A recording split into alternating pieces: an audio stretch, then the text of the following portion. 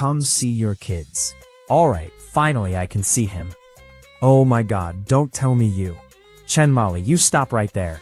You tell me, whose child is this? Why does he look just like that baby elephant? Honey, let's talk nicely. I really don't know what's going on. As you can see, that baby just now was me. My parents were the undisputed campus belle and heartthrob in college.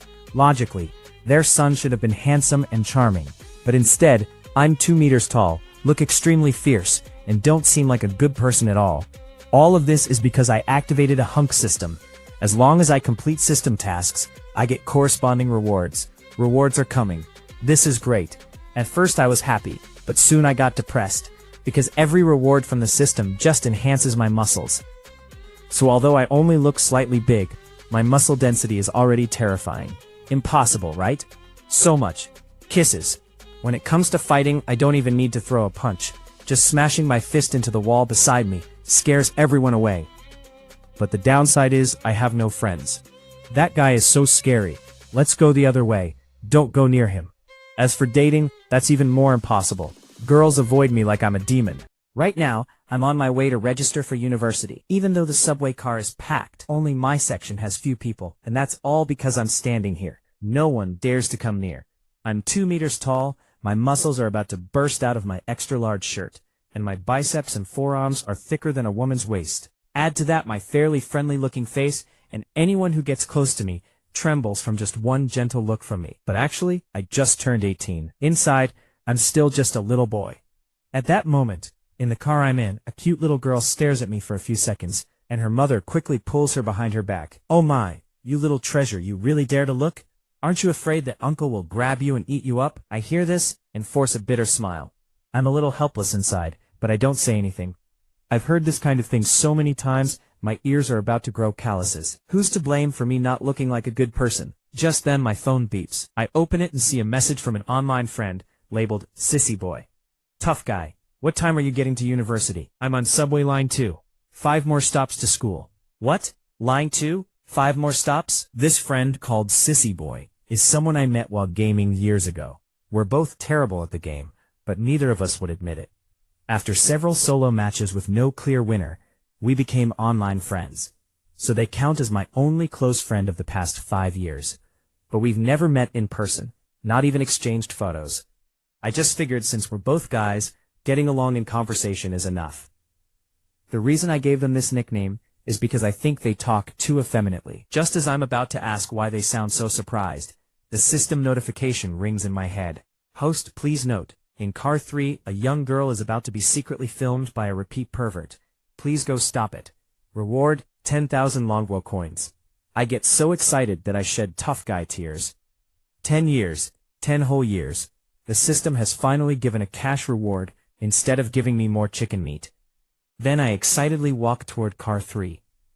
As I pass, the crowds of people around me automatically part, not daring to get close, instantly clearing a wide path for me. Meanwhile, in car 3, Chen Molly is looking at her phone, her face slightly red, her heart beating much faster. She didn't expect that tough guy would also be on this subway. What if they run into each other at the school gate? She's not ready to meet yet. Then Chen Molly thinks back over the past 5 years. Tough guy has always been there for her, even if only online, and has truly brought her a lot of help, especially during the most stressful period of high school. Without tough guy nagging and comforting and encouraging her, who knows if she would have gotten into Ningbei University. On second thought, tough guy is about to become her little junior, which makes Chen Molly very happy. So she sends a message on her phone. Little junior, hurry to school, your senior will protect you. But just as she finishes typing and is about to send it, she suddenly feels a very disgusting presence. She notices that a sleazy middle-aged man has been staring at her with an evil gaze from behind and to the side, constantly sweeping his eyes over her legs. Chen Molly thinks about just bearing with it, but the creep's phone has been vaguely aimed at her legs. Her intuition tells her he's definitely taking secret photos, and the angle is way too much. However, Chen Molly has never encountered a situation like this before. She doesn't know how to face this kind of scumbag. The creep next to her notices that he might have been discovered, but instead of panicking at all, the corner of his mouth curls into a smirk, and he moves even closer to Chen Molly. Just as he's about to aim his phone's camera at an even more private area, a deep voice slowly sounds from behind him. "Pervert, you've lived this long, have you lived like an animal?" The creep's face changes instantly. With lightning speed, he presses the lock button on his phone and smoothly shoves it into his pocket. The motion is very fluid. He's clearly a repeat offender. Then the creep starts defending himself without turning his head, saying that without evidence, I shouldn't falsely accuse him. He's been through this before. Even if someone asks him to hand over his phone, he's not worried, because he has another phone hidden in his pocket. Just as he's about to pull out this trick of substituting one thing for another, the next moment, he flies into the air. I pick him up like a chick. As the train pulls into the station, I throw him out of the car. The creep lands on the platform floor, wincing in pain. He tries to get up and curse at me, but when he sees me clearly, 2 meters tall, fierce eyes, terrifying face, the next second he instinctively starts begging for mercy. He's terrified. He thinks some hitman has mistaken him for someone and come to kill him. Then he suddenly shudders and faints dead away on the spot. The scene goes completely silent. Every passenger stares at me in shock. Then a voice as quiet as a mosquito sounds behind me. Thank you. Are you hurt?"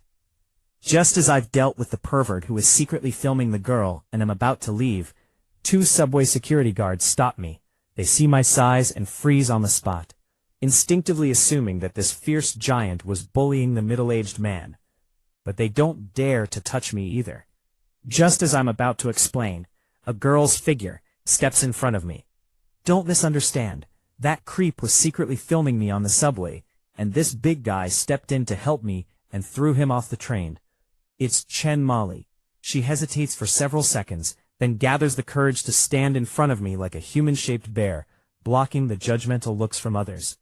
This feels strange to me, because it's the first time someone has stood in front of me.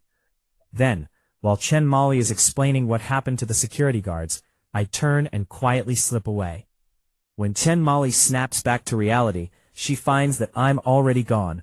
She had mustered the courage to properly thank me, but she didn't expect that big bear to have left on his own. Later, when I arrive at the gate of Ningbei University, many seniors are there welcoming new students. Especially those good-looking and sweet-faced juniors are extra popular. But the moment I step onto campus, the entire place goes silent. Everyone's eyes show terror. The 2 security guards at the gate also notice something unusual. They follow the crowd's gaze and shudder. What do we do? What can we do? Get your weapon ready. Facing the pressure of losing their jobs, the 2 guards force themselves to walk over and loudly warn me that this is a university and outside people are not allowed to enter casually. I look at them and notice that although their expressions are fierce, their legs are trembling from time to time. I shake my head helplessly. I'm already used to this kind of misunderstanding, so I tell them that I'm a student here, but the 2 guards don't believe me at all. They say outright that I look like a fierce fugitive on the run, and if they let a violent criminal like me onto campus, a tragedy would surely happen. Hearing this, I don't waste words. I just take out my acceptance letter. The 2 guards stare at it, dumbfounded. Now they have to believe that this muscular tough guy is only 18 years old and a freshman at Ningbei University. Then they apologize and let me go, but I haven't walked far when I stop, because I forgot to ask where the freshman registration office is. Just as I turn to ask the 2 guards, they both run back into their guard booth and hide, not daring to look at me. Right then, a breathless, graceful figure runs up from behind. "Why are you walking so fast? I couldn't catch up with you." Before I can speak, her eyes land directly on the acceptance letter in my hand. She pauses, then formally says, "Let me introduce myself. My name is Chen Molly. I'm a sophomore at Ningbei University. Thank you very much for what you did on the subway today. So let me show you to freshman registration." I'm stunned. I didn't expect that this senior's name is exactly the same as my mother's, but I don't say what I'm thinking. I just agree to let her guide me. On the way to the freshman registration office, I look at the girl in front of me and feel a bit surprised. Normally, after someone sees me once, they rarely come near me again, but this girl isn't afraid of me at all. Along the way, many people recognize this campus beauty and want to say hello, but when they see that a bear-like giant is following her, they quickly withdraw their attention. After all, they're just college students. Where would they have seen anyone with such a terrifying aura like mine? When we reach the door of the registration office, Chen Molly tells me that once I go in, there will be a teacher to receive me. I nod. Then Chen Molly says sincerely, thank you. If you hadn't stepped in today, some disgusting videos might have appeared online in a few days. Even though she's already out of danger, thinking about what happened still makes her heart race. She's heard of several incidents like that. In the end, those girls either got depression or dropped out and moved to another city. Then Chen Molly seems to think of something and says, Lu Ran, let me borrow your phone for a second. During our earlier conversation, she learned my name. Without thinking much, I hand her my phone. Chen Molly takes it, dials a phone number, then returns it. That's my phone number and also my social account.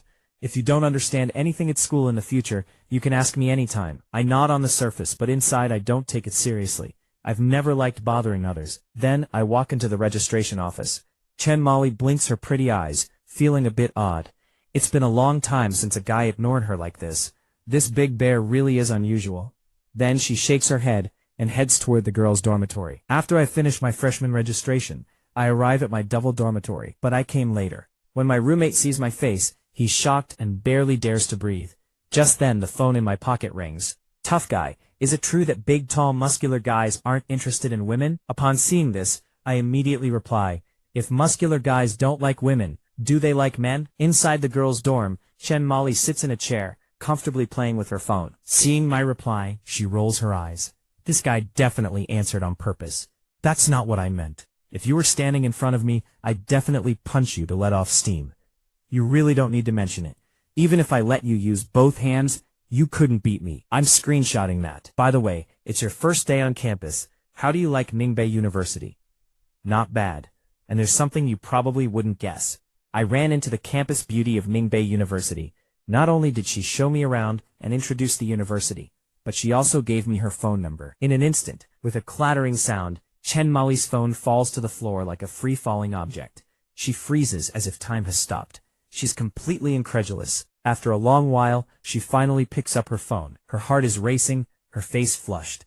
She just said she met the campus beauty, who gave her a tour of the university and her phone number. That's exactly what she herself did, just now. Now in Chen Molly's mind, the big bear she met today and the tough guy online friend she's had good feelings for over 5 years gradually overlap. Holy crap, that's way too much of a coincidence. The usually refined Chen Molly can't help but curse. After sorting out her thoughts, she arrives at a fact. The Lu Ran who saved her on the subway is most likely the same super tough guy she's known online for years. She used to think he was bragging. 2 meters tall, can kill an ox with his bare hands. Now she realizes he really wasn't lying. Then, Chen Molly kisses her own excited, trembling little hands, and quickly types a line with a mischievous smile. Really? The campus beauty? Our campus beauty is very aloof. Why would she bother with you? Believe it or not. Anyway, I've already been exposed on the campus forum. Looks like I'm about to go viral. What? The campus forum? Chen Molly quickly opens the website and finds a post titled, Beauty and the Beast.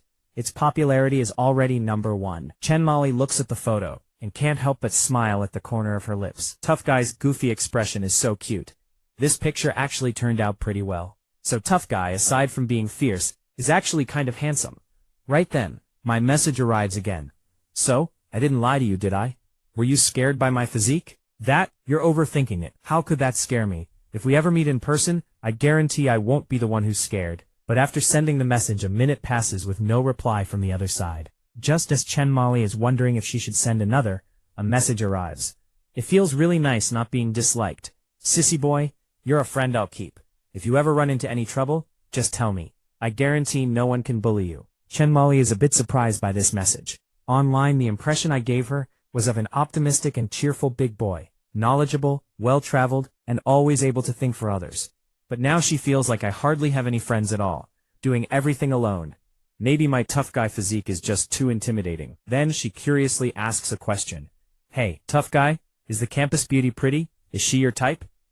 After sending that message, Chen Molly's face suddenly turns red. When she hears the message notification, she doesn't check it immediately. Instead, she takes a deep breath, steels herself, and then reads it. That campus beauty? Skinny arms and legs too thin.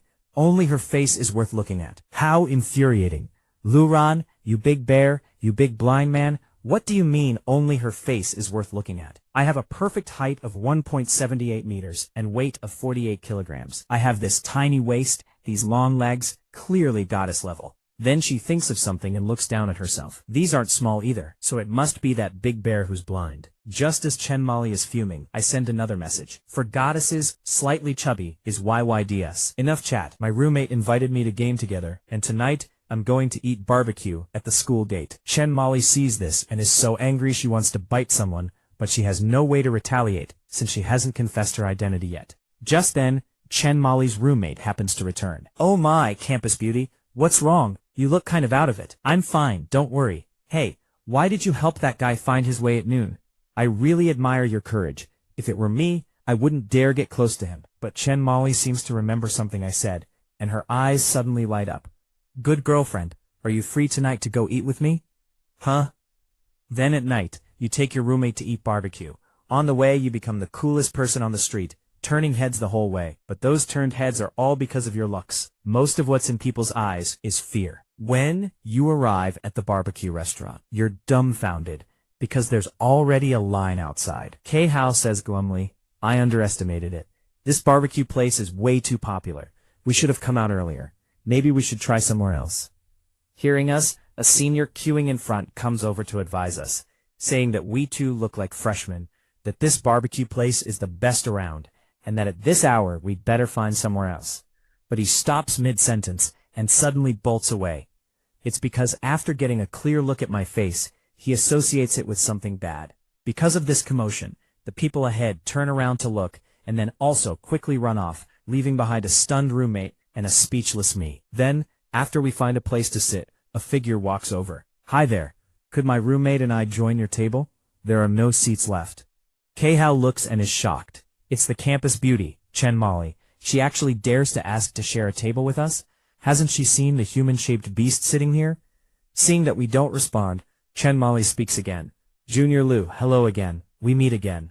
Before I can agree, she unceremoniously sits down with her roommate, but from her roommate's expression, it's clear she's not happy about it at all. Seeing that we two dumbstruck guys aren't speaking, Chen Mali asks, what's wrong? Are we not welcome? Welcome, of course we welcome. It's our honor to eat with beautiful seniors. And so, you have your first group meal at university. Although the atmosphere starts off a bit strange, only Chen Mali occasionally tries to start a conversation with you. Later, perhaps the seniors discover that you're not as scary as you look, and everyone starts chatting happily. After a while, Chen Mali suddenly asks, what kind of girls do you guys like? Can you tell us? Hearing this, K-Hao immediately says that girls like the two seniors are the ideal type in guys' hearts. If he could find a girlfriend like them during college, his ancestors' graves would smoke with good fortune. Then Chen Mali turns to me and asks, Junior Liu, what about you? At that moment I have a skewer of meat in my left hand and another in my right, constantly devouring. Hearing this question, I pause for 2 seconds. Why are they asking me? With my fierce and evil appearance, it'd be good enough if girls aren't scared of me. So I give a perfunctory answer, same as him. Then I continue eating. The others don't find anything special about my answer, but Chen Mali secretly glares at me. Unfortunately, I'm too busy eating with my head down to notice. Just then, the system task voice rings in my head. System detects a new task. Reform and start anew. Host, please bring the troublemaking street youths under your command and arrange a job opportunity for them. After completion, host will receive 300,000 commercial startup funds. Hearing this, I quickly look around, but don't see anything. Everyone here came to eat barbecue. What's street youths?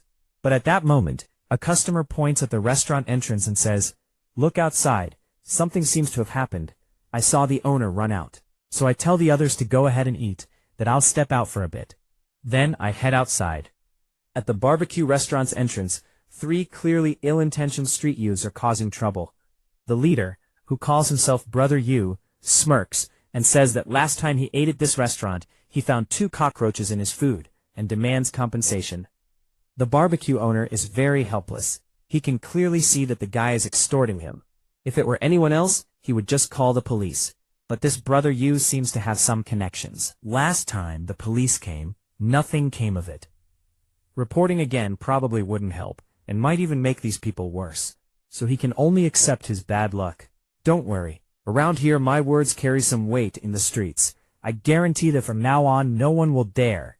But before Brother Yu can finish, A massive figure slowly walks toward him.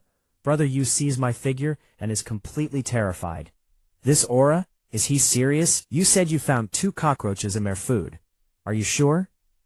Brother Yu's eyes dart around. He doesn't dare answer, but I just snort coldly, forcing him to tell the truth. I was wrong, big brother. I admit, we put the cockroaches there ourselves. Big brother, please don't kill me. This big guy, he's telling the truth. We were just confused for a moment. We'll find a way to pay the money back right now. We won't dare do it again. If I went back, I might disturb them. Anyway, I'm fine alone. I'm used to it. So I might as well go out for a walk, just to see the area around the university. But I haven't walked far when a graceful figure comes up beside me. Junior Liu, why aren't you going back to eat barbecue? Senior, why are you here? I ask surprised. I just saw that the skewers were brought out, so I came to call you, Chen Mali casually lies. Hearing this, I reply, I suddenly don't feel like eating barbecue. I want some noodles. You go back. Don't worry about me. I don't explain further. But Chen Mali changes the subject. Great. I want some too. Let's go. I'm a bit confused. For some reason, I feel like this beautiful campus beauty I met today is a little strange. Somehow, I feel a sense of familiarity. I instinctively want to refuse, but in the end, I agree. 10 minutes later, we arrive in a small noodle shop. It's not big, and since it's almost past the meal rush, there aren't many customers. Chen Mali finds an empty seat and sits down with me. I look at her strangely. We've only known each other for a day, yet I feel like this senior has known me for a long time. After eating a few big mouthfuls, I take out my phone, think for a moment, and open the chat with Sissy Boy. Sissy Boy, are you busy? At the same time, Chen Mali feels her pocket vibrate, and sees me playing with my phone. After finishing my noodles, she seems to understand something, and quietly takes out her phone. Sure enough, it's the message I sent her. Aren't you always saying you understand girls? If 2 people have only known each other for 1 day, and the girl treats the guy to a meal, and keeps secretly glancing at him while eating, what's up with that girl? Seeing this message, Chen Mali's hand holding the phone trembles slightly. A blush instantly appears on her face. This stinky guy has such good eyesight. I only secretly looked at him a few times, and he noticed. But now the problem is, how should she reply? After thinking for a full 10 seconds, Chen Mali finally answers. If that's the case, then that girl definitely likes that guy, or she wants to chase him. As Chen Mali sends this message, her heart is pounding like a little deer, and she can't help but secretly look at me to see how I'll react. As a result, I just smear and start typing again. Were you reading a novel or something?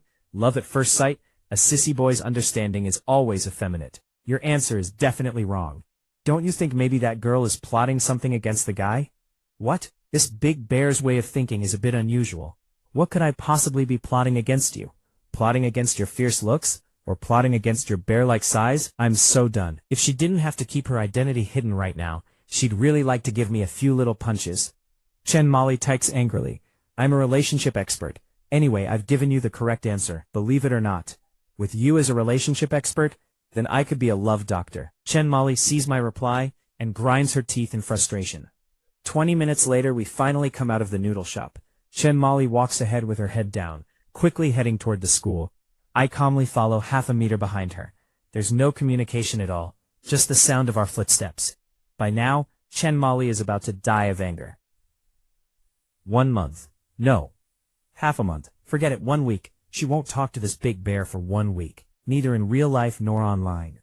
Chen Mali falls into a daze of random thoughts, but I, behind her, have already moved on from what just happened. Right now, I'm planning my 4 years of university life. With the system and this great physique, I'll definitely make these 4 years fulfilling and comfortable. Perhaps as if answering my call, the next moment, the system notification sounds again. Task refresh. Lend a helping hand. In a residential area 300 meters ahead, a child is about to fall from the 6th floor. Host, please do your best to rescue. Reward, 10 bitcoins. Seeing the task content, I can't help but pout. What the heck is a bitcoin? But before I can figure it out, I hear several voices in the distance. Help! Save the child! Oh my god, please save that child! I look up and see an apartment building not far away. A little boy is standing on the outdoor air conditioner unit on the 6th floor. It's easy to guess that he was playing by the window and accidentally fell out. Chen Mali, standing beside me, sees this, and her face is full of worry. Just as she's about to ask me what we should do, she realizes that I've already rushed quickly toward that building. The people below the building see me running toward them and are all startled. My fierce, strong physique makes them feel the earth trembling as I run. When I reach the building, I push off hard with my right foot and launch myself into the air. Then I spread my arms and grab onto the edge of a third-floor balcony. The onlookers are dumbfounded. An unbelievable thought appears in their minds. That's too strong. Oh my God, with this physique and explosive power, he's definitely not ordinary. Everyone is utterly shocked. Among them, the most shocked is Chen Mali. Is this really the super tough guy who chats with her every day? In the past, tough guy often said he had to go save people, and then went offline. Could it be that everything he said was true? Then Chen Mali suddenly shouts loudly, telling me to be careful, that she'll wait for me below. But after shouting, she knows that I can't actually hear her.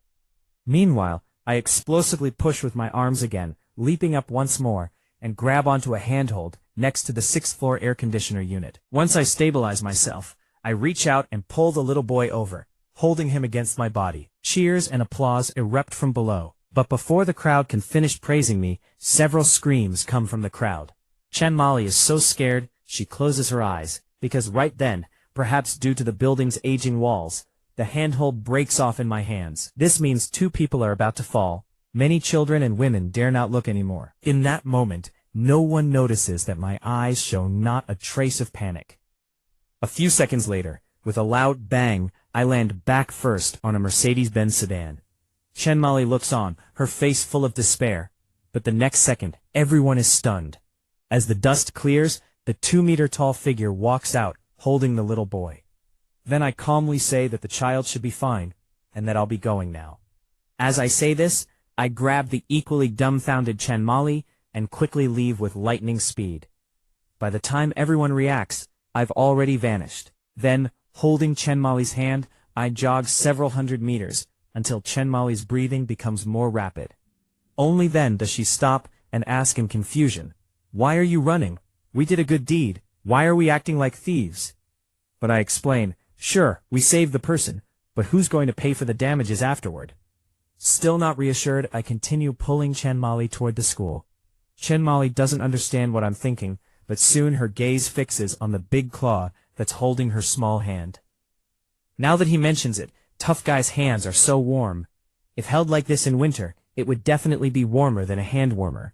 After walking a bit further, I finally explained to Chen Mali, at least 3 air conditioner units were broken, and the Mercedes I landed on cost at least over $1 million.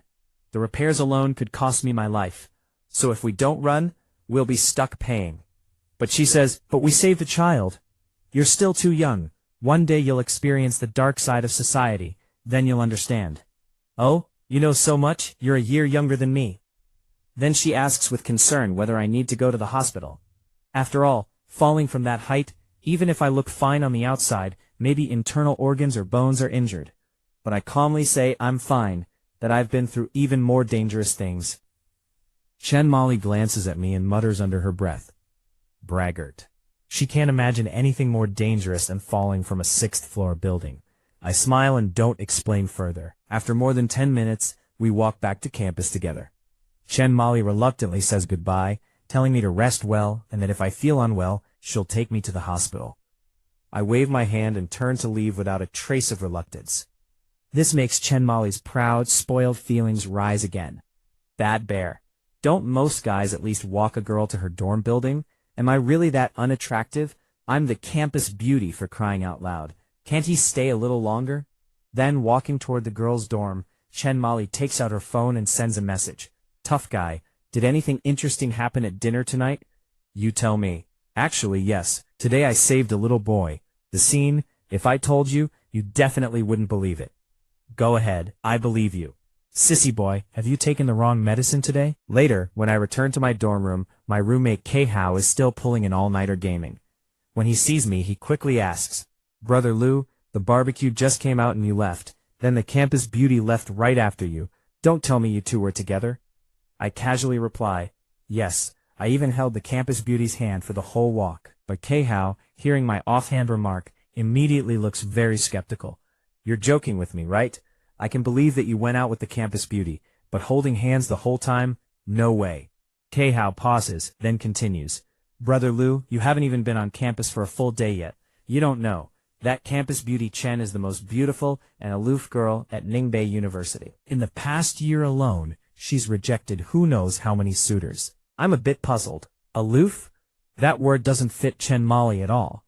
But I can't be bothered to think too much about it, because after this system upgrade, my goal is to make more money. As for a girlfriend, that would only slow down my money-making speed.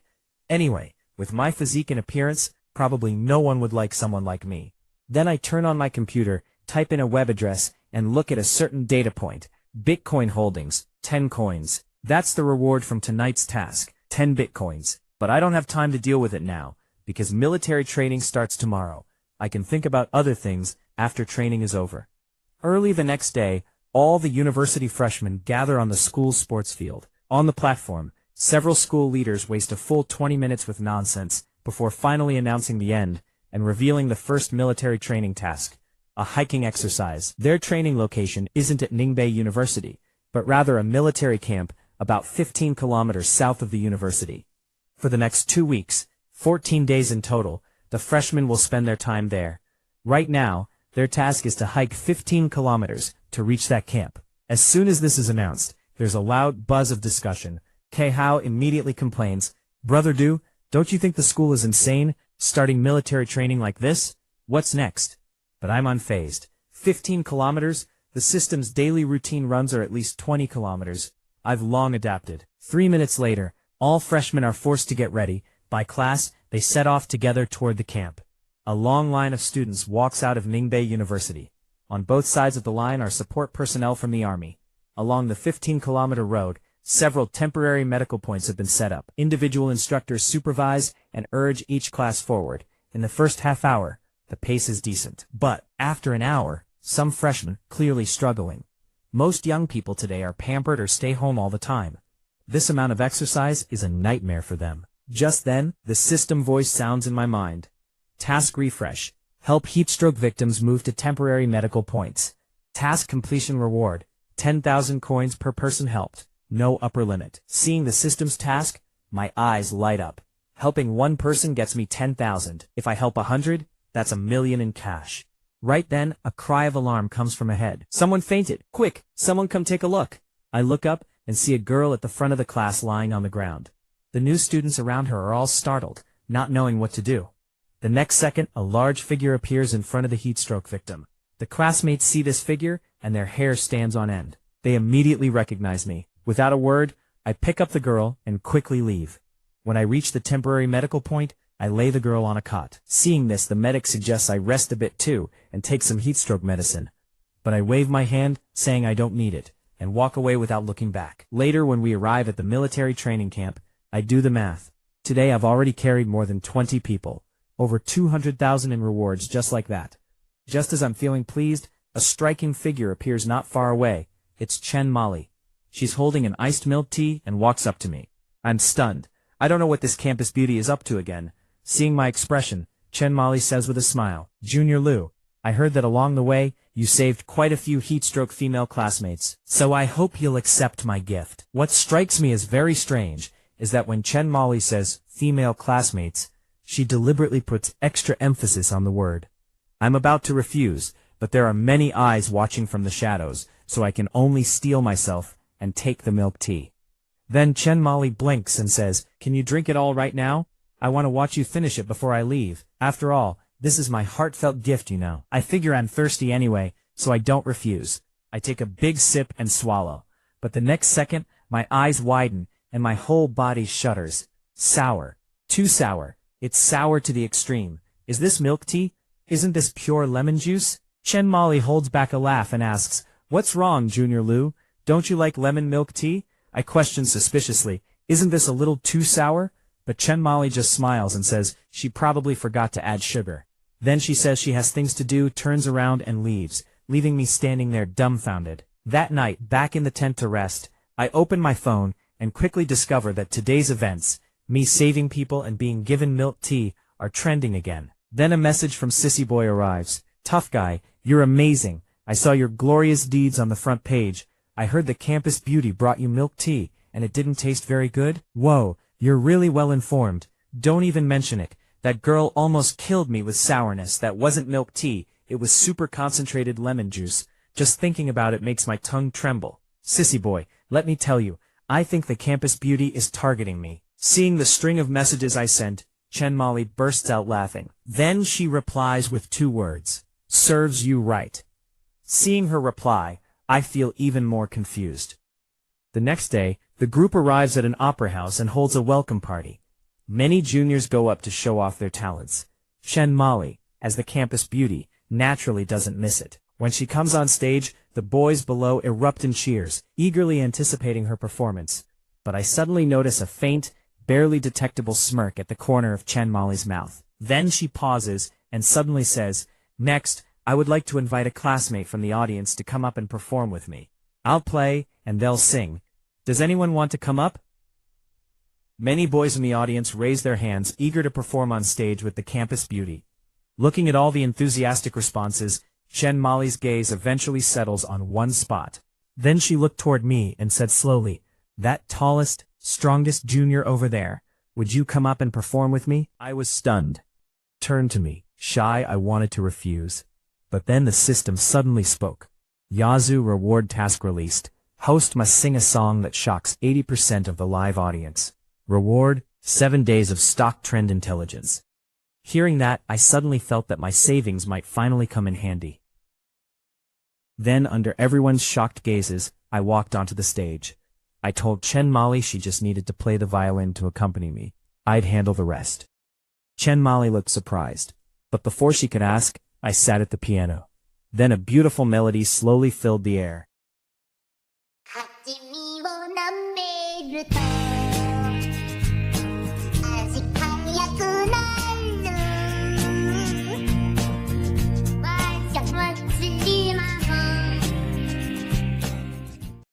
When the performance ended, Chen Molly was stunned.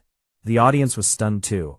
They never expected that this fierce-looking giant could have such a special side. A few seconds later, Chen Molly started clapping. The other students snapped out of it and joined in. I scratched my head, feeling embarrassed. Back at the tent that night, a message from Sissy Boy arrived. "Hey Hunk, you're on the school forum again. I didn't know you had that talent. From now on call me Treasure Hunk. I know too many things, just low-key." You're floating after just a little praise?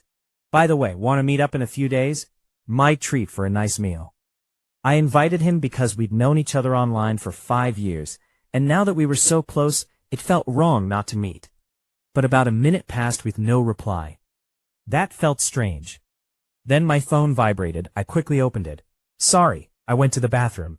"Sure, we can meet. I'll probably be back at university next month. Some family stuff this month, so I'm still out of town." Ah, that explains why he only sees my updates on the forum. Then I remembered something and sent him the 7-day stock trend info from the system reward. I typed, "Sissy boy, don't say I'm not a good friend. If you trust me, follow this. I guarantee you'll thank me soon." After sending that, I started studying this invaluable stock market intel. Chen Molly, confused, called her dad. "Oh, my precious daughter, not asleep yet? What's up?" "Dad, you make it sound like I never call you." "Just joking, what is it?" "Nothing much. I'll send you something. Look at it when you have time. By the way, is our company's problem solved?" "Don't worry, sweetheart. It'll be solved soon. You just focus on your studies. Dad will handle the company." Then, probably not to worry her, her dad chatted a bit more and hung up. Meanwhile, I had just left my tent to go to the woods, when I noticed a huge dark shadow in the distance. Sensing something wrong, I followed it. Getting closer, I saw it was an adult black bear. Chen Molly, lost in thought, had fallen asleep, unaware that a terrifying beast, just as the bear was about to pounce on the tent. Next second, what was that sound? The bear stood up, eyes full of rage, and lunged at me.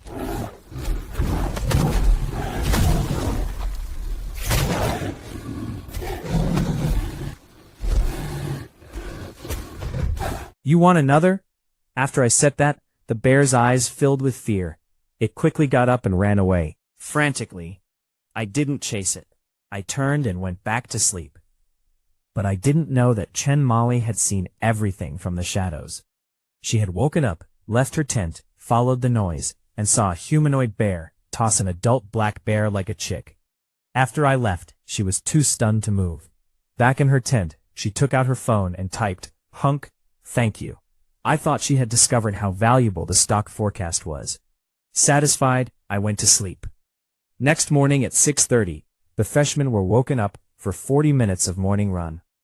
I wanted to ask for half a day off to go to the stock exchange. But when we returned to camp, we saw a uniformed police officer. Some freshmen whispered, "Whoa, did someone do something wrong?" Probably some drill activity. Yeah, scared me. They didn't think much of it, but I felt a sharp gaze lock onto me. Then the drill instructor asked me to come over. When I stood before the officer, he looked me up and down, his expression tight, full of amazement. Seeing me up close versus from afar were completely different. He coughed and asked me to come with him. I already guessed why. Sure enough, by the police car, I asked, "You're here because of the Kangping residential area incident 3 nights ago, right?" The officer was surprised. "How did you know?" I smiled and didn't answer. I'd been through this too many times. He showed me a video on his phone. Me jumping up to the 6th floor to save a trapped boy, then landing on a Mercedes-Benz. I admitted it and asked how much I needed to pay, assuming the car owner had filed a complaint. But the officer smiled. "Pay? We're not here for that." I was confused. The Mercedes owner wasn't pursuing it? He explained, "What's to pursue? You saved his son. Fixing the car is nothing. People who can afford that car don't care." He brought a huge thank you banner to the station the next morning, asking us to find you so he could thank you in person. I was stunned. So the boy I saved and the car I damaged belonged to the same family. I told the officer I was too shy for in-person thanks. If convenient, just drop me off at Spring Road Stock Exchange. He agreed. But soon after getting in the car, a familiar sound. Task refreshed. Brave capture. Capture suspect ponytail hat within 1 hour. Reward: 1 Mercedes-Benz G800 off-road vehicle. I was speechless. How was I supposed to find someone I didn't know? So I asked Officer Fang if he'd heard of the guy. "You mean the A-level wanted criminal, Ponytail Mao. That guy is extremely vicious and cunning. We've surrounded him 3 times and he escaped each time." Hearing the reward, I perked up. I logged into the National Police website and found his info. Ponytail Mao, 43, cruel, has committed 2 crimes while on the run, leaving no survivors. I memorized his details and thought, the task triggered when I said I was going to Spring Road Station. That means he's probably nearby. I urged the officer to drive faster. When we arrived, I asked him to drive around the area a couple more times. Confused, he did.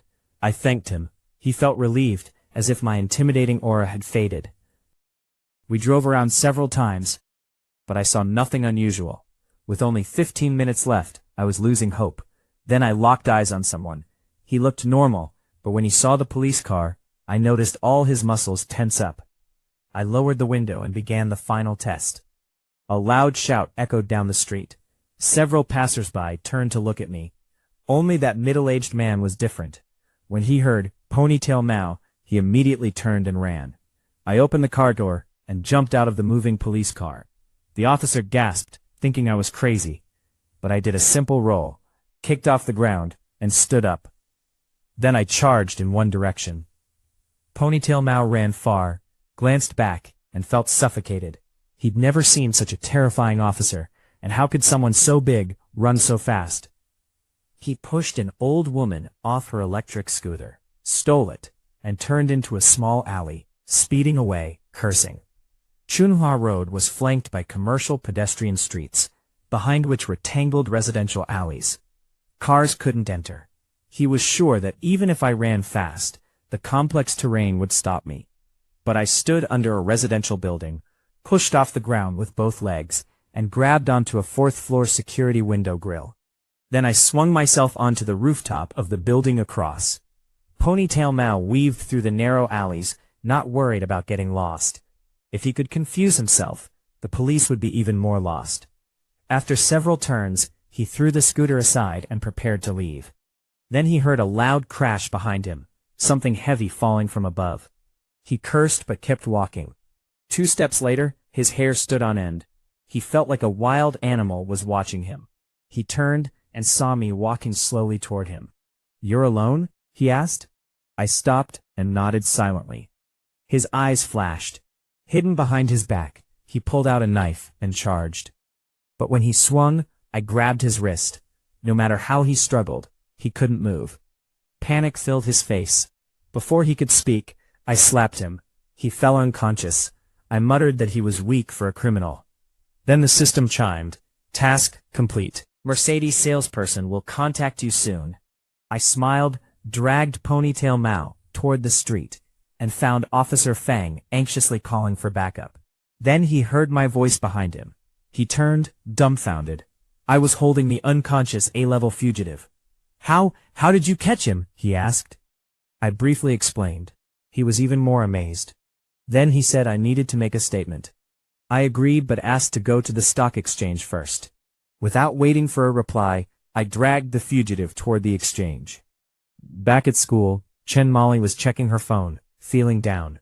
She hadn't heard from me in a while. Then her roommate at the computer exclaimed, "Big news, big news."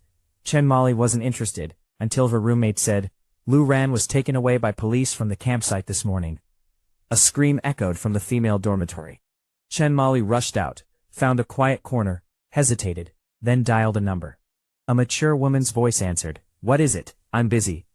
Chen Molly nervously asked her mom to look into. Her mom's voice rose. "A guy? Taken by police? You're not dating some shady character, are you?" Chen Molly quickly explained, calming her down.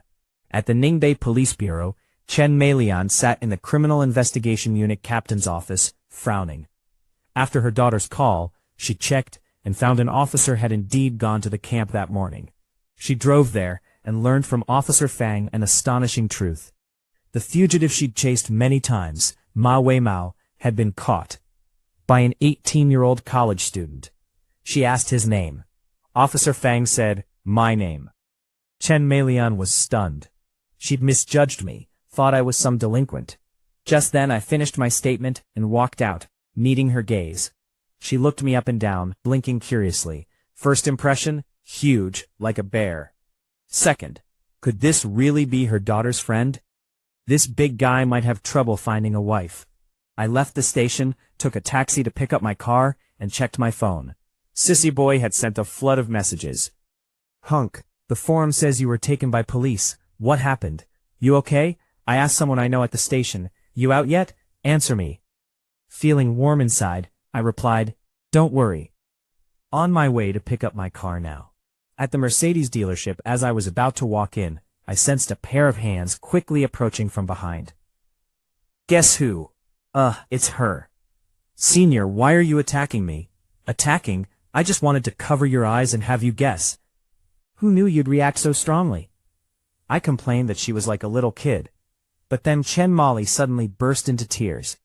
2 streams of tears fell like rain. Passers-by stared. That guy made such a pretty girl cry, how awful. But when they saw my face, they quickly looked away and left. I comforted her and asked if she needed to go to the hospital. She shook her head. "Just don't cry, and I'll do anything. Then elope with me." Chen Molly felt complex and Wei-Chu. The crying released years of pressure. Everyone envied her. Her dad a company CEO, her mom a martial arts expert, herself pretty and smart. But she wasn't happy. Her parents arranged everything, hobbies, schedule, even friends. That noon, her mom came to school and lectured her for an hour about not hanging out with shady guys. She didn't dare talk back, but after her mom left, she got angry. Just because he looks fierce? Why should I stay away from him? She acted on impulse and came to find me. Now hearing her say elope, I was stunned.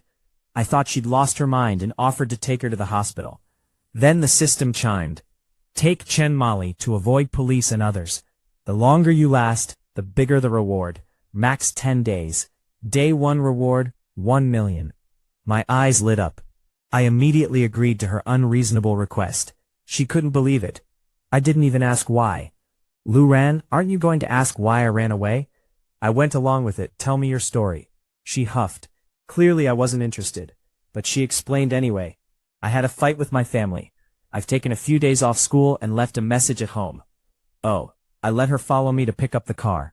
Soon my new car was ready, plates and all. Riding in the spacious Mercedes SUV felt great. Chen Molly was surprised. She didn't know the model, but her family had a Mercedes SG. She asked how much it cost. I casually said, maybe a few $100,000. Her family's Mercedes cost over $1 million. This one was clearly more expensive. Then her stomach growled. I asked if she was hungry. She softly said yes, but inside she was roaring. Of course I'm hungry. I didn't eat breakfast because you were taken away, and at lunch, my mom dragged me out. We stopped by a roadside diner. While crossing the street, I felt something soft and cool in my hand. I looked down. Chen Molly was holding my hand. I have a fear of crossing streets. If I don't hold someone's hand, I can't cross. I was speechless. I'd heard of claustrophobia, but not that. But whatever. I'm a guy. I'm not losing anything. I even squeezed her hand a little. It was really soft. Her eyes flickered. Inside she thought, don't go too far, bear. But she felt her unease disappear the moment she held my hand. And maybe the fear was real. Who knows? We ate at a small restaurant. Starving, she devoured the food without caring about her image. I looked at her strangely. Never seen a pretty girl eat? After the meal, I went to pay. 270 yuan. But my phone said insufficient balance. I'd put all my money into stocks, leaving only a little for living expenses, which I'd used for car plates and gas. Chen Molly came to the counter. I'll pay. All expenses are on me for these few days. I agreed reluctantly. Then she grabbed my hand and dragged me toward a movie theater. She seemed so different from the aloof beauty my roommates described. She seemed almost clingy. Inside the theater, the movie was boring. She fed me popcorn. Don't just watch, eat. We can't waste it. The atmosphere shifted. I grabbed a handful of popcorn and stuffed it in my mouth, pretending to focus on the movie. She secretly smiled. So this is another side of the big bear. Cute. A few minutes later she leaned closer. Junior, I fed you. Shouldn't you feed me? I nodded and even boasted that I could shoot popcorn into her mouth from 10 meters away. She was speechless. Later in the movie she leaned in again, this time seriously. She had decided to reveal her identity. She softly said my name. No response. She looked closer. I was asleep. After the movie she smiled, glanced at her phone, and said, maybe we should find a place to rest. I agreed, 1 room each. But she said she forgot her ID. I was skeptical. Without IDs, hotels are strict. 1 person, 1 ID. After 4 tries, we found one that allowed double occupancy. At the front desk, twin beds or 1 big bed. I asked if we could get another room. The clerk said 1 ID for 2 people was already pushing it. Chen Molly tugged me and said twin beds would be fine. In the elevator, I asked why she trusted me so much. Didn't she worry I might do something? She smiled slyly. I trust you. In the room she locked the door and turned off all the lights. I panicked. Whoa, what's she doing? Is she coming on to me? That's too fast. Lu Ran, she said calmly, turn on your phone camera. We're checking for hidden cameras. If you see red dots, that's a signal source. She started scanning. I was impressed. Do you come to places like this often? What are you thinking? No, it's common sense. I felt stupid. Then she looked at me meaningfully and said she was going to shower, warning me not to peek. I sat on the bed, not daring to move. Soon I heard water running, and the room felt warmer. I was confused. She acted innocent but kept teasing me. I needed advice. I messaged, Sissy boy. Reply fast. Waiting online. What I didn't notice, the shower stopped. A few seconds later he replied, I'm here, cooking, so might be slow. Go ahead. Would you believe I'm in a hotel room with a beautiful woman? You? I never thought you were that kind of person. Be serious. She's showering now. What if she comes out and jumps me? Should I knock her out and wake her tomorrow? Several minutes later he replied, don't you dare. Why would she do that? She probably had a fight with her family. Don't take advantage. Really? Why would she like me? Because I helped her on the subway? Then, the bathroom door opened. A long-legged figure in a bathrobe walked out. I looked away and asked why she didn't get dressed. She flicked her wet hair. Do I look good? No different. How about now? I glanced over. She pulled off the robe. The air went silent. Then she laughed like a bell. She was wearing shorts underneath. The robe made it look like nothing. You're like a child. Really, but someone looks disappointed. You're seeing things. I went into the bathroom. She collapsed on the bed, face red, lost in thought. Inside, I turned the shower to cold and stood there for 30 minutes. When I came out, she was already in bed. I felt relieved. She had some restraint. She teased, "I thought guys showered fast. Why so slow? Were you doing something in there?" I ignored her and got into the other bed. But the sheets were warm and smelled nice. I looked at her. I tried both beds. This one felt better. I had no reply. I took out my phone to message Sissy Boy, but he had sent, "Done cooking, eating now, talk later." Great. Abandoned. I turned off the phone and tried to sleep. Then she whispered, "Luran, are you asleep?" "Yeah." "Luran, I'm a little scared sleeping alone. Maybe we could sleep together?" I didn't know how to respond. Then suddenly, loud footsteps in the hallway. Multiple knocks. "Police, open up. We received a report of illegal activity. Don't panic, just a routine check." We both stared in shock. I peeked through the curtain. 3 police cars downstairs. She had no ID, and I looked suspicious. I decided to grab her and jump out the window. Meanwhile, she was looking around. Bathroom? Closet? Under the table? I walked toward her seriously and said, "We were jumping." She panicked. Then suddenly, "Wait, I think I have a solution." Her eyes lit up. "Stay here, don't come out." She opened the door, left, and closed it behind her. I was confused. Meanwhile in the hallway, a young police officer saw Chen Molly come out and quickly stepped forward to question her. But Chen Molly spoke first. "I didn't bring my ID, but your Captain Feng can vouch for my identity." Chen Molly pointed to an officer not far away, who clearly looked like the captain. The young officer was puzzled, but still turned to explain the situation to his captain. Captain Feng listened impatiently and told him to just bring her in first. But when he turned and saw Chen Molly's face, he froze. "Lin Li, what are you doing here?" Chen Molly quickly walked over, greeted him politely, and began to make up a story. "I came out to run some errands today, but it got too late, and I didn't want to bother the dorm mother, so I just found a random hotel to stay in." Captain Feng nodded, and kindly told her to be safe and to go back to the dorm next time. "I'll go back tomorrow morning. Uncle Feng, could you not tell my mom about this? If she finds out, I'll get scolded to death." Seeing Chen Molly's pitiful expression, Captain Feng could only agree helplessly. Then he nodded to her and turned to leave. Chen Molly walked back to the room door, but awkwardly realized she hadn't brought the room card. Now she was completely stuck. If she knocked, wouldn't that tell Uncle Feng she was sharing a room with someone? Just as Chen Molly was in a dilemma, a soft door opening sound came.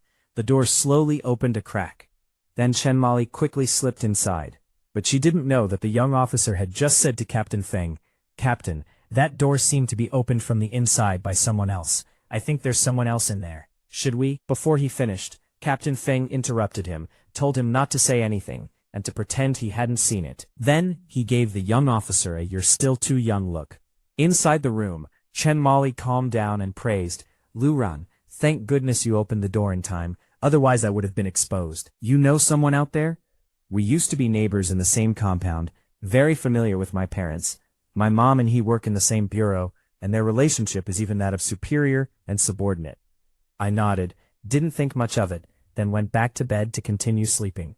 10 minutes later, after playing with her phone for a while and seeing that I wasn't talking anymore, Chen Molly couldn't help speaking up again. "Luran, shall we go to the amusement park tomorrow?" But no one answered after a long while. Chen Molly quietly turned her head and found that I had already fallen asleep. Then she sat up angrily, took an eyebrow pencil out of her bag, and slowly approached me. 15 minutes later, Chen Molly returned to her own bed with satisfaction. After playing with her phone a bit more, she fell deeply asleep. The next morning, I woke up promptly at 7. After doing 100 one-handed push-ups in the room, I stopped. At that moment a clapping sound came. Chen Molly had woken up at some point, and was sitting on the edge of the bed, clapping, smiling, and praising me for being so disciplined. While speaking, she kept staring at my face. Midway through, she started laughing, and the more she laughed, the more exaggerated it became, until she fell back on the bed in laughter. I glanced helplessly at this silly girl, then walked into the bathroom. Soon, helpless sighs came from the bathroom, and Chen Molly fell back on the bed laughing again. An hour later, I took Chen Molly to the amusement park. Although it was only 8 o'clock, many people had already arrived, mostly couples or families of 3. I already did my homework last night. Today, watch me seniors show you around the amusement park. Looking at the lively amusement park, I was in a good mood too. It had been at least 6 or 7 years since my last visit. Then the two of us began our amusement park trip. Chen Molly deliberately chose some thrilling rides, wanting to see if I would be scared, but I was completely calm the whole time, leaving her frightened by the exciting rides. After 2 rides, while resting, I put the first day's Great Escape reward of 1 million yuan, which had arrived early that morning, entirely into the stock market. Then I started calculating the gains after 7 days. Just then, Chen Molly took my hand again, and excitedly said she wanted to go to the haunted house. She thought maybe that would scare me. She was determined to find something that scared me. When we got to the haunted house, I saw a huge skull from afar. The skull's mouth was the entrance, and on the skull's forehead were written the words "Ghost In." The staff member quickly explained the precautions, and then signaled that we could enter. After I pulled Chen Molly into the entrance, the surrounding lights disappeared. Screams echoed in the darkness, causing Chen Molly to cling to my arm. I comforted her. "Don't be nervous. It hasn't even started yet, and there aren't any real ghosts in a haunted house." Then I led Chen Molly in front, while she followed behind with her head down. Just as we reached a corner, suddenly the plank of a coffin was pushed open, and a person wrapped entirely in bandages stood up. The next second, a rough scream echoed through the haunted house. It wasn't Chen Molly's, and it wasn't mine. It was the bandaged person who had suddenly stood up, because at that moment, a fist the size of a clay pot was only a few centimeters from her face. That almost caused a death. I glared at the bandaged person and complained, "Sorry, big brother, I was wrong. I'll go back right now." Then he quickly crawled back into the coffin and closed the lid. He was now both shocked and scared. As for Chen Molly, after being startled by the bandaged person, she clung to my back with her whole body and refused to let go. There was no choice. I had to carry her in a princess carry, otherwise we'd never get through the haunted house. 10 minutes later, I carried Chen Molly to the exit. I looked back at the haunted house. Overall, it was okay, but the horror level was still a bit weak. Then after Chen Molly got down from my arms, I noticed she had a playful smile, not scared at all. I asked in confusion, "Aren't you scared anymore?" "I was scared at first, but after you carried me, I slowly got used to it," Chen Molly said with a sly smile. I thought to myself, indeed, the more beautiful a woman is, the better she is at lying. Meanwhile, at the Ningbai Police Bureau, in office number 3, an officer burst in. "Captain G, those human traffickers have appeared. They're currently queuing at the entrance of Ningbai Amusement Park." Chen Malian's eyes lit up. She slammed the table and immediately ordered all team members to move out and head to the amusement park. At that time, Chen Molly dragged me to play 3 more rides. Finally, she was tired and hungry. It was exactly 12:30 noon. When we arrived at the dining and rest area inside the amusement park, we found it was completely full. "Now there's not even a seat," Chen Molly grumbled. "You can go play 2 more rides. After the meal rush, there will be seats," I said teasingly. "Then I'll starve to death," Chen Molly complained. I couldn't help but retort, "Then just eat somewhere else, no?" Chen Molly was stunned. "Why do we have to eat in the rest area? Why didn't I think of that? It's definitely not because I'm not smart. I was just too happy today and forgot." Then, enlightened, Chen Molly bought 2 burgers and 2 cups of milk tea, and found a lunch spot she was very satisfied with. A bench by the lake next to the central pavilion of the amusement park. At this time, most people were eating, so there weren't many by the lake. Occasionally some people pushed strollers or couples strolled by. When I took the milk tea, I hesitated and asked if it was proper milk tea. Chen Molly assured me with a playful smile. "This time it's definitely proper. If you don't believe me, I'll take a sip of yours first." Hearing her say that, I knew the milk tea was fine. Then we opened our sets and chatted while eating.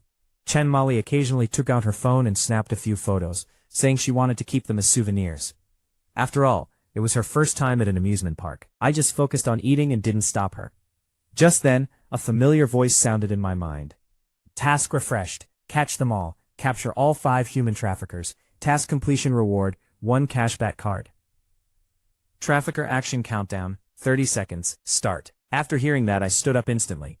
Ignoring Chen Molly's puzzled look, I began scanning the surroundings. The countdown in my mind was down to just over 10 seconds. Since the system prompted this, it was very likely that this event would happen near me. Soon my gaze locked onto a middle-aged man around 50 years old, pushing a stroller. I narrowed my eyes and saw a young man suddenly appear from behind a tree, then quickly rush toward the middle-aged man pushing the stroller.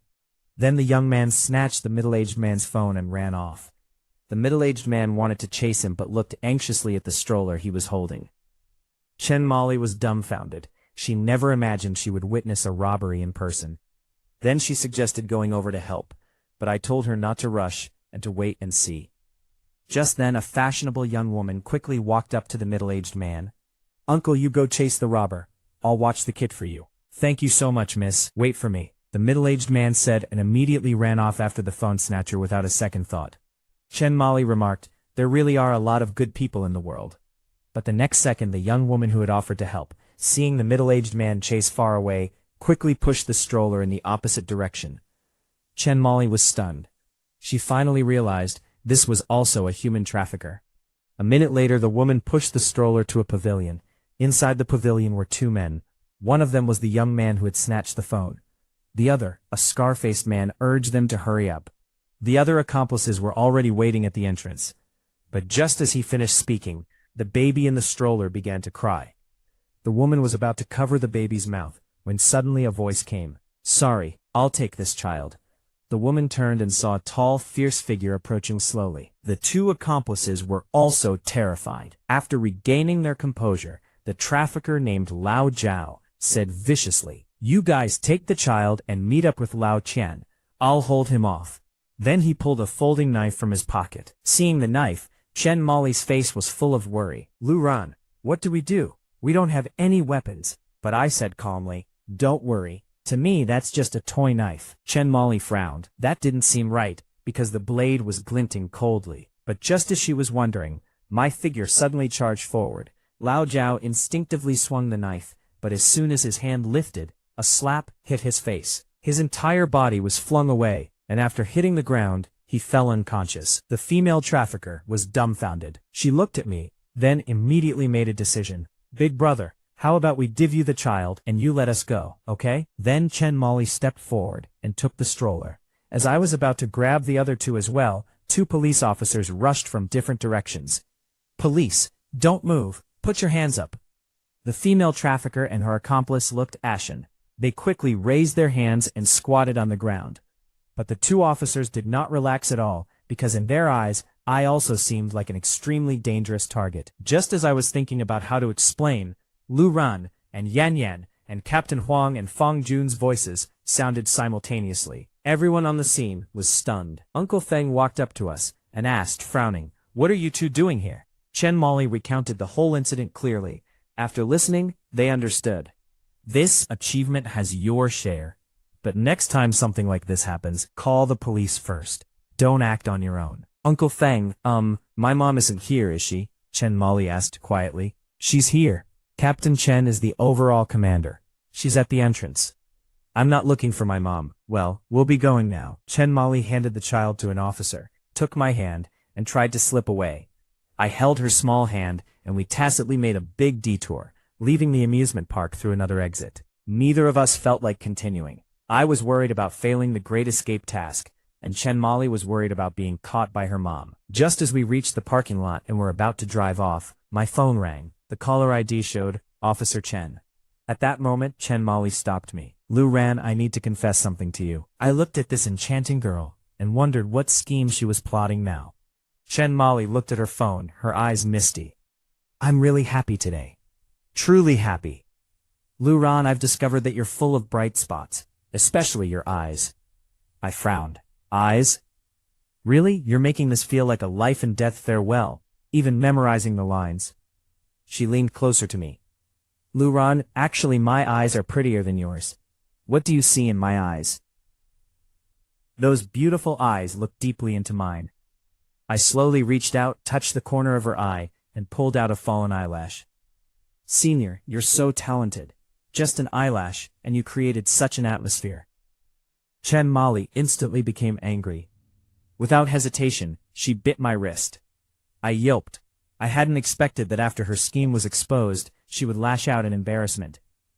She bit for several seconds before letting go, gave me a fierce glare, then snatched the phone, and answered.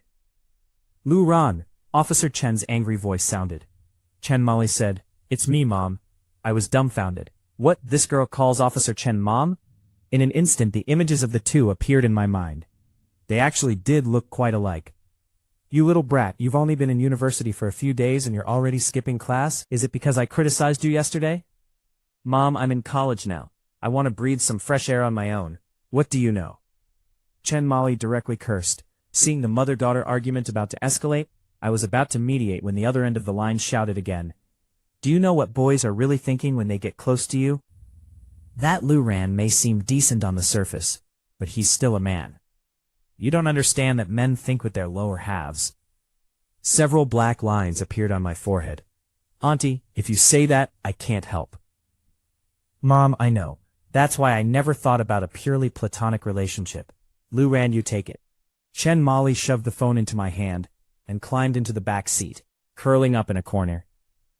"Hello, Officer Chen. Lu Ran, right? Bring my daughter back and I won't pursue this. Otherwise." I approached Lu Ran voluntarily and left with him willingly. All expenses were paid by me. No threats, no intimidation, fully conscious, and I have selfie evidence. From any legal standpoint, you can't charge him with anything. Chen Mali refuted logically. 2 seconds later her mother spoke. "Fine, you brat. You can run for 3 days, but don't let me catch you. Lu Ran, before I catch you two, protect my daughter. Otherwise you're finished." The call ended. It was silent for several seconds. Chen Mali slumped weakly in the back seat. "Lu Ran, do you think I'm a really bad person?" "Yes." She almost choked on her anger. Then I started the car, left the amusement park, and asked her if she wanted to continue the elopement. "Yes. If I go back now, I'll definitely be grounded. So where to next?" Chen Mali thought for a few seconds, her eyes lighting up. "I want to go to Lingnan City." I was shocked. Seeing my reaction, Chen Mali quickly said in surprise, "Lu Ran, your home is in Lingnan? That's even better. You know the place well. My mom definitely won't find us." I glanced at the rearview mirror. I felt like this girl was hiding something from me, but I didn't plan to dig deeper. At that moment I had already decided that as soon as the Great Escape task ended, I would throw her back immediately. 3.5 hours later, we entered Lingnan City. I turned off the navigation. Here, I was the human GPS. Then I woke Chen Mali. She stretched and asked what the plan was. I said we'd eat first, then find a hotel for her. "What about you? Where will you stay?" "I'll go home. I'm in Lingnan, so why wouldn't I go home?" "You want me to stay at a hotel with you?" "Why not? Aren't you worried I'll get kidnapped by bad guys in the middle of the night?" I thought it over. It made sense. If Officer Chen really came and took her away, I'd fail the task. So I decided to book her into a hotel near my house. She could call me if anything happened. Chen Mali's eyes darted. Then she said, "Lu Ran, I feel like I can't get used to eating out. Yesterday I had a stomachache after eating out. Last time you said your cooking was especially good and that you'd cook for me someday." My face was full of question marks.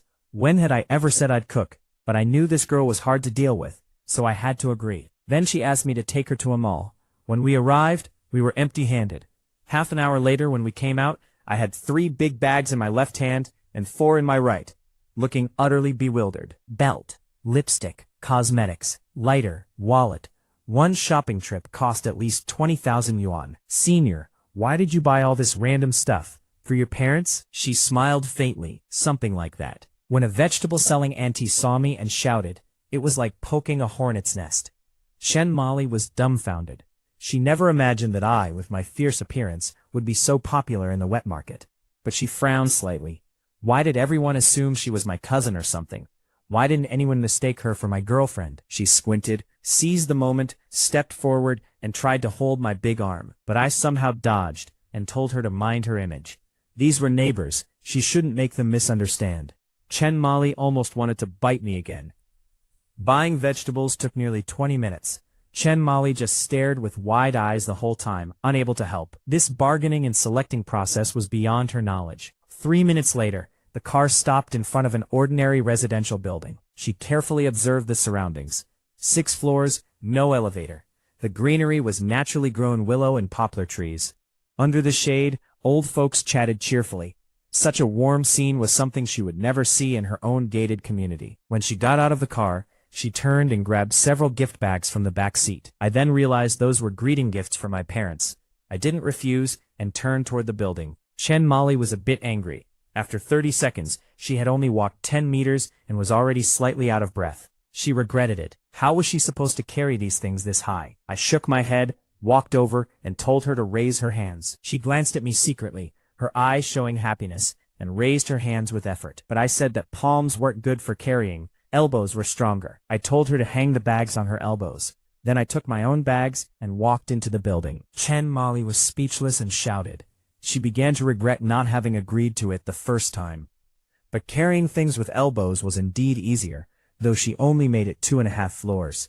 On the upper floors, I didn't make things difficult for her anymore. I carried all the bags up. Chen Molly smirked. No matter what, the first step, entering the house, was finally achieved.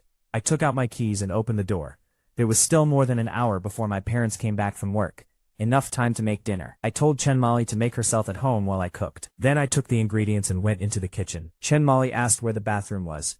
She had sweated a lot climbing the stairs and wanted to shower. Without looking back, I told her the innermost room was mine, with a bathroom, and towels were in the cabinet. Chen Molly acknowledged and began curiously looking around the room. The furniture wasn't new, but it was orderly. The floors and desk were clean. Then she walked toward the innermost room. She was really looking forward to what this big bear's room would look like. She thought it must be a total mess, but when she opened the door, she was surprised. Books of all kinds were neatly arranged on the bookshelf. Small tools on the desk were in storage boxes. The most eye-catching was the over 2-meter-long bed with pale blue sheets and comforter. Not a single wrinkle. She could faintly smell that big bear scent. Chen Molly got a little excited, wanting to jump on the bed and roll around, but feeling the sticky sweat on her skin, she decided to shower first. Then she could really enjoy the sheets. 20 minutes later, busy in the kitchen, I had already finished 3 dishes, 2 more dishes and a soup, and it would be done. At that moment, a soft voice came from the kitchen door. I turned around. She was making that kind of tone. I always felt like nothing good was coming. Chen Molly was wearing my clothes. She was in an oversized t-shirt. Her perfect proportions were completely hidden. Only a little of her long legs showed. Great. So my clothes didn't need washing if she used them? Chen Molly explained that her dress was short, she hadn't brought extra clothes, and if she washed them, she'd have nothing to change into. I couldn't find a reason to argue. It kinda made sense, so I asked her to help wash vegetables. Chen Molly confidently agreed, but a minute later, a plate fell to the ground and shattered. Sorry.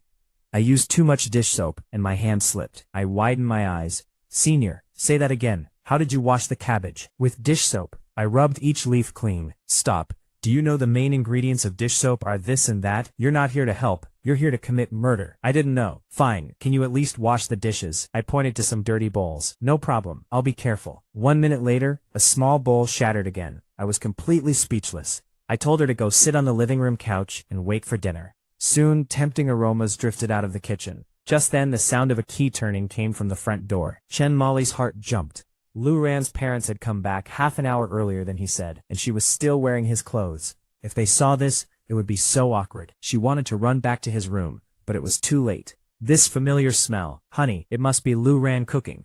That kid, he didn't even tell us he was back. The next moment, 6 eyes met. Honey, did we go to the wrong house? My mom looked around in surprise, but she checked the shoe cabinet, the living room, the TV, the sofa. No? This was their home. My dad said they hadn't made a mistake. Then my mom asked, puzzled, and, Miss, you are? Chen Molly's heart was pounding wildly. Very nervous. Hello, Auntie. Hello, Uncle. She was about to say, I'm Lu Ran's classmate. But then her eyes shifted, and she changed it. I'm the one Lu Ran brought back. Having learned from the wet market incident about not being misunderstood, she decided to go all out. Sure enough, my parents were stunned. After carefully looking her over twice, they showed an expression of, I see, so that's how it is. I see. Miss, please sit down. Let Auntie get you some tea. Auntie, don't go to the trouble. I'm not thirsty. Don't be shy. Then plain water. Drinking more hot water is good. My mom finished speaking, then turned to my dad and told him to pour the girl a glass of water while she went to check the kitchen. In the kitchen, I heard the commotion and was about to say why Chen Molly was causing trouble again, but it turned out to be my mom. Then she scolded. Kid, how many times have I told you? Stop picking up random people.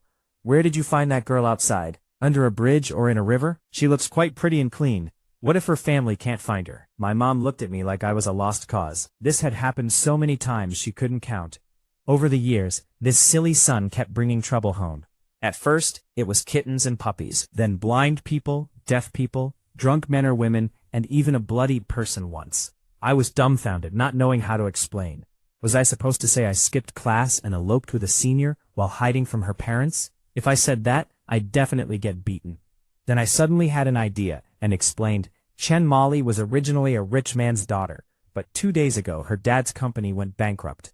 Her mom was so angry, she divorced him. Then neither of them wanted her. They gave her some money and disappeared. That day, I saw her crying at the school gate from morning till night. I was worried she might do something stupid, so I brought her back to cheer her up. My mom listened, veins bulging with anger. She felt the parents were truly irresponsible, and Chen Molly was really pitiful. Then I told my mom that the pile of gifts at the door was the girl's greeting gift for them. Those were good things, and the new black Mercedes downstairs was hers, so she could accept them without worry. She wasn't short on money. The next second, I got 2 more slaps. Accept nothing. I thought you had finally grown a conscience and bought those for your dad and me. My mom finished speaking, turned, and quickly returned to the living room. When my mom returned to the living room, Chen Molly was sitting in a corner of the sofa, carefully sipping a glass of water. She was surprised by my mom's exceptionally gentle and kind eyes and tone. It was even better than her own mom's tone. Then my mom asked about the bag of gifts. Chen Molly politely said they were greeting gifts. My dad walked over and glanced at them. A lighter of this brand, old Lee was showing off to us the other day, said it cost 8,000. I suggested that Chen Molly return them. The gifts weren't necessary. Forget the gifts. In the future you're always welcome, but don't bring any of those things. Uncle, Auntie, I already bought them. I'm definitely not returning them. Please accept them. No, miss. Take them back for your parents. My mom then yelled at my dad, don't talk nonsense. Her parents just divorced and abandoned her. Why are you bringing that up? My dad looked confused. Then, to change the subject, my mom verbally agreed to accept Chen Molly's gifts. After I finished cooking, the family sat together. Chen Molly eagerly took a bite of meat. Soft, sweet, melts in the mouth. She was amazed at how well I cooked. Watching this girl eat, her face full of happiness, my mom sighed to herself. How heartless must her parents be to abandon such a beautiful and well-behaved girl? She decided to have her son find out more. If the girl really had no one, then their family would take her. Thus, dinner ended in a fairly pleasant atmosphere. Then I suggested taking Chen Molly to a nearby hotel to find a place to stay. But my mom was very unhappy. Why a hotel? I was confused. Our house only had 2 rooms. My parents had one, I had one. There was no way to let her sleep in the living room. But my mom said, who said there's only 1 room? There's clearly a storage room. After speaking, she squinted at me. After just 2 seconds, I understood. I could only say I would go clean it out for her. Silly boy, you misunderstood. Misunderstood what? Guests come first. Have you ever heard of making a guest sleep in a storage room? I was dumbfounded. I couldn't figure out who was the biological child. Under my mom's unyielding authority, I opened the storage room and silently cleaned it. Then I went to the living room to ask where the extra bedding was, but no one answered. After looking around the house, I was shocked to find I was the only one left. The 3 of them had gone out for a walk without me. After I had prepared the floor bedding for the night, I took a cool shower and lay down. Then I opened my phone to play some games and relax. But before long, footsteps and voices came from outside. I could tell they were back. Then my mom pushed the door open, looked at me, and surveyed the clean storage room. She praised it as not bad, but before I could feel proud, she continued, so this room is yours now? I was stunned. I asked what she meant. She just closed the door. Just then, Chen Molly sent a message, but I didn't reply and kept playing games. 2 minutes later, my door quietly opened, and a slender shadow sneaked in. Lu ran. Are you playing games with others online? The sudden female voice startled me, and I made a mistake. She had changed back into her own clothes, and sat directly on my floor bed. You were playing so seriously. Were you playing with some girl? I explained I was playing with my roommates. She looked satisfied. Then she asked curiously why my parents were so nice to her. Chen Molly nodded, not disgusted, and then said something unexpected. Luran, how about I sleep here tonight too? I was speechless. The sheets and comforter in her room were brand new. Why sleep on the floor? But Chen Molly smiled and said she had never slept on the floor before. so this floor bed felt more comfortable. With that, she lay down. I asked her again to confirm. She said she wasn't joking. Then I told her to lie down properly on the bed. Now she was stunned. After recovering, she blinked. Then how should I lie down? What position? I told her to lie straight. Chen Mali gritted her teeth, hesitated for a second, then did as I said, lying straight. Her face had turned red. The next second she was completely wrapped up in the floor bedding. Luran, put me down. What are you doing? Without saying much, I walked to my original room, placed the floor bedding burrito containing Chen Mali on the floor, took the sheets and comforter from the bed, and as I left, I told her that since she liked the floor bed, she could have it. Then I closed the door and quickly returned to my storage room, locking the door behind me. In my original room, Chen Mali angrily threw her phone on the floor bed. What's wrong? Did that brat bully you? My mom's concerned voice came from outside the door. Chen Mali took 2 deep breaths and said it was nothing. Then she lay back down on the floor bed. She didn't move back to the bed. She thought sleeping on the floor once in a while was a new experience. Besides, it was in the big bear's room. The next day at 6:30 I woke up on time, went downstairs, and started my 100-kilometer morning run. After Chen Mali woke up, my mom called her to eat. When I got home, my mom ordered me to take Chen Mali to the local scenic spot, Cloud White Mountain, and to climb to the top. She also told us, when you get to the top, make sure to visit the temple and pray. So I drove Chen Mali to Cloud White Mountain. At the foot, Chen Mali was amazed by the towering peaks. Then we began our climb. But halfway up, Chen Mali couldn't go on. I had no choice but to carry her on my back, all the way to the top. When we reached the Matchmaker Temple, it was already 1:30 p.m. Chen Mali pulled me straight toward the main hall. I was confused. Who was she so eager to pray for a match for? Chen Mali glared at me and left a sentence. I'm praying for myself. At a small stall, Chen Mali asked about the prices of red plaques and love locks. The stall owner said red plaques were 21 yuan each. Love locks came in 2 types, cheap ones, 25 yuan each, and expensive ones, 50 yuan each. Chen Mali immediately asked for 2 red plaques and 10 of the expensive love locks. The stall owner's eyes widened. I was also confused.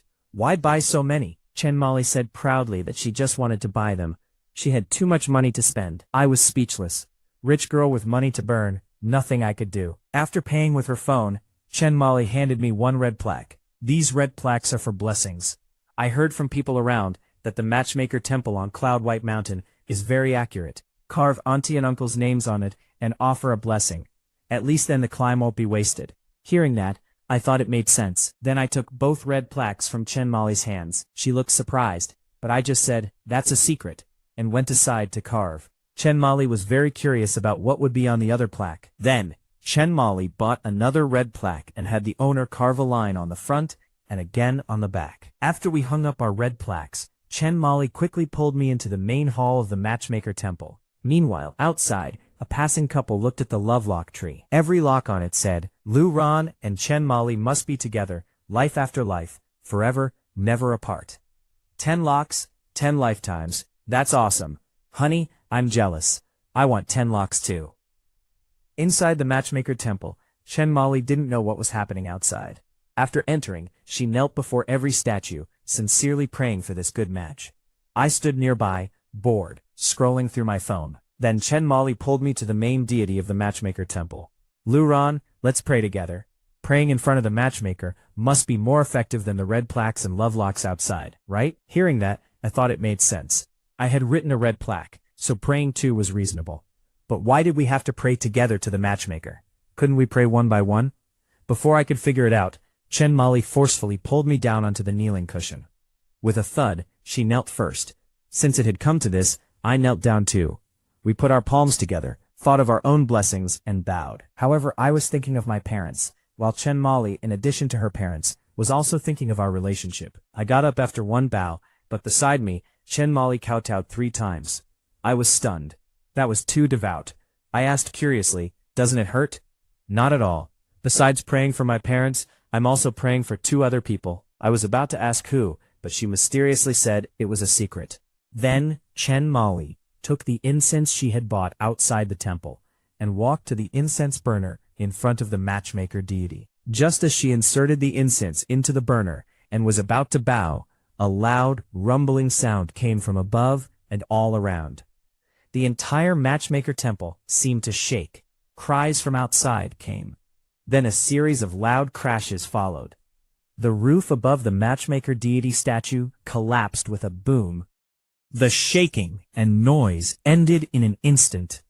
Tourists who had fled from the temple and those outside stared in shock. At first they thought it was an earthquake, but looking more closely, they realized it wasn't. It was a mudslide on the hillside behind the temple.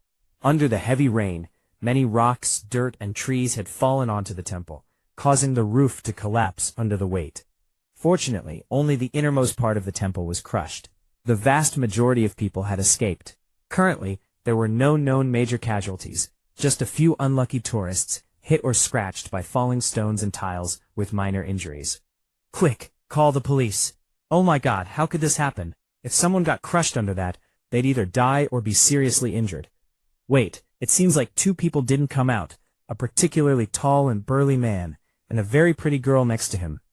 Oh no, have the police been called?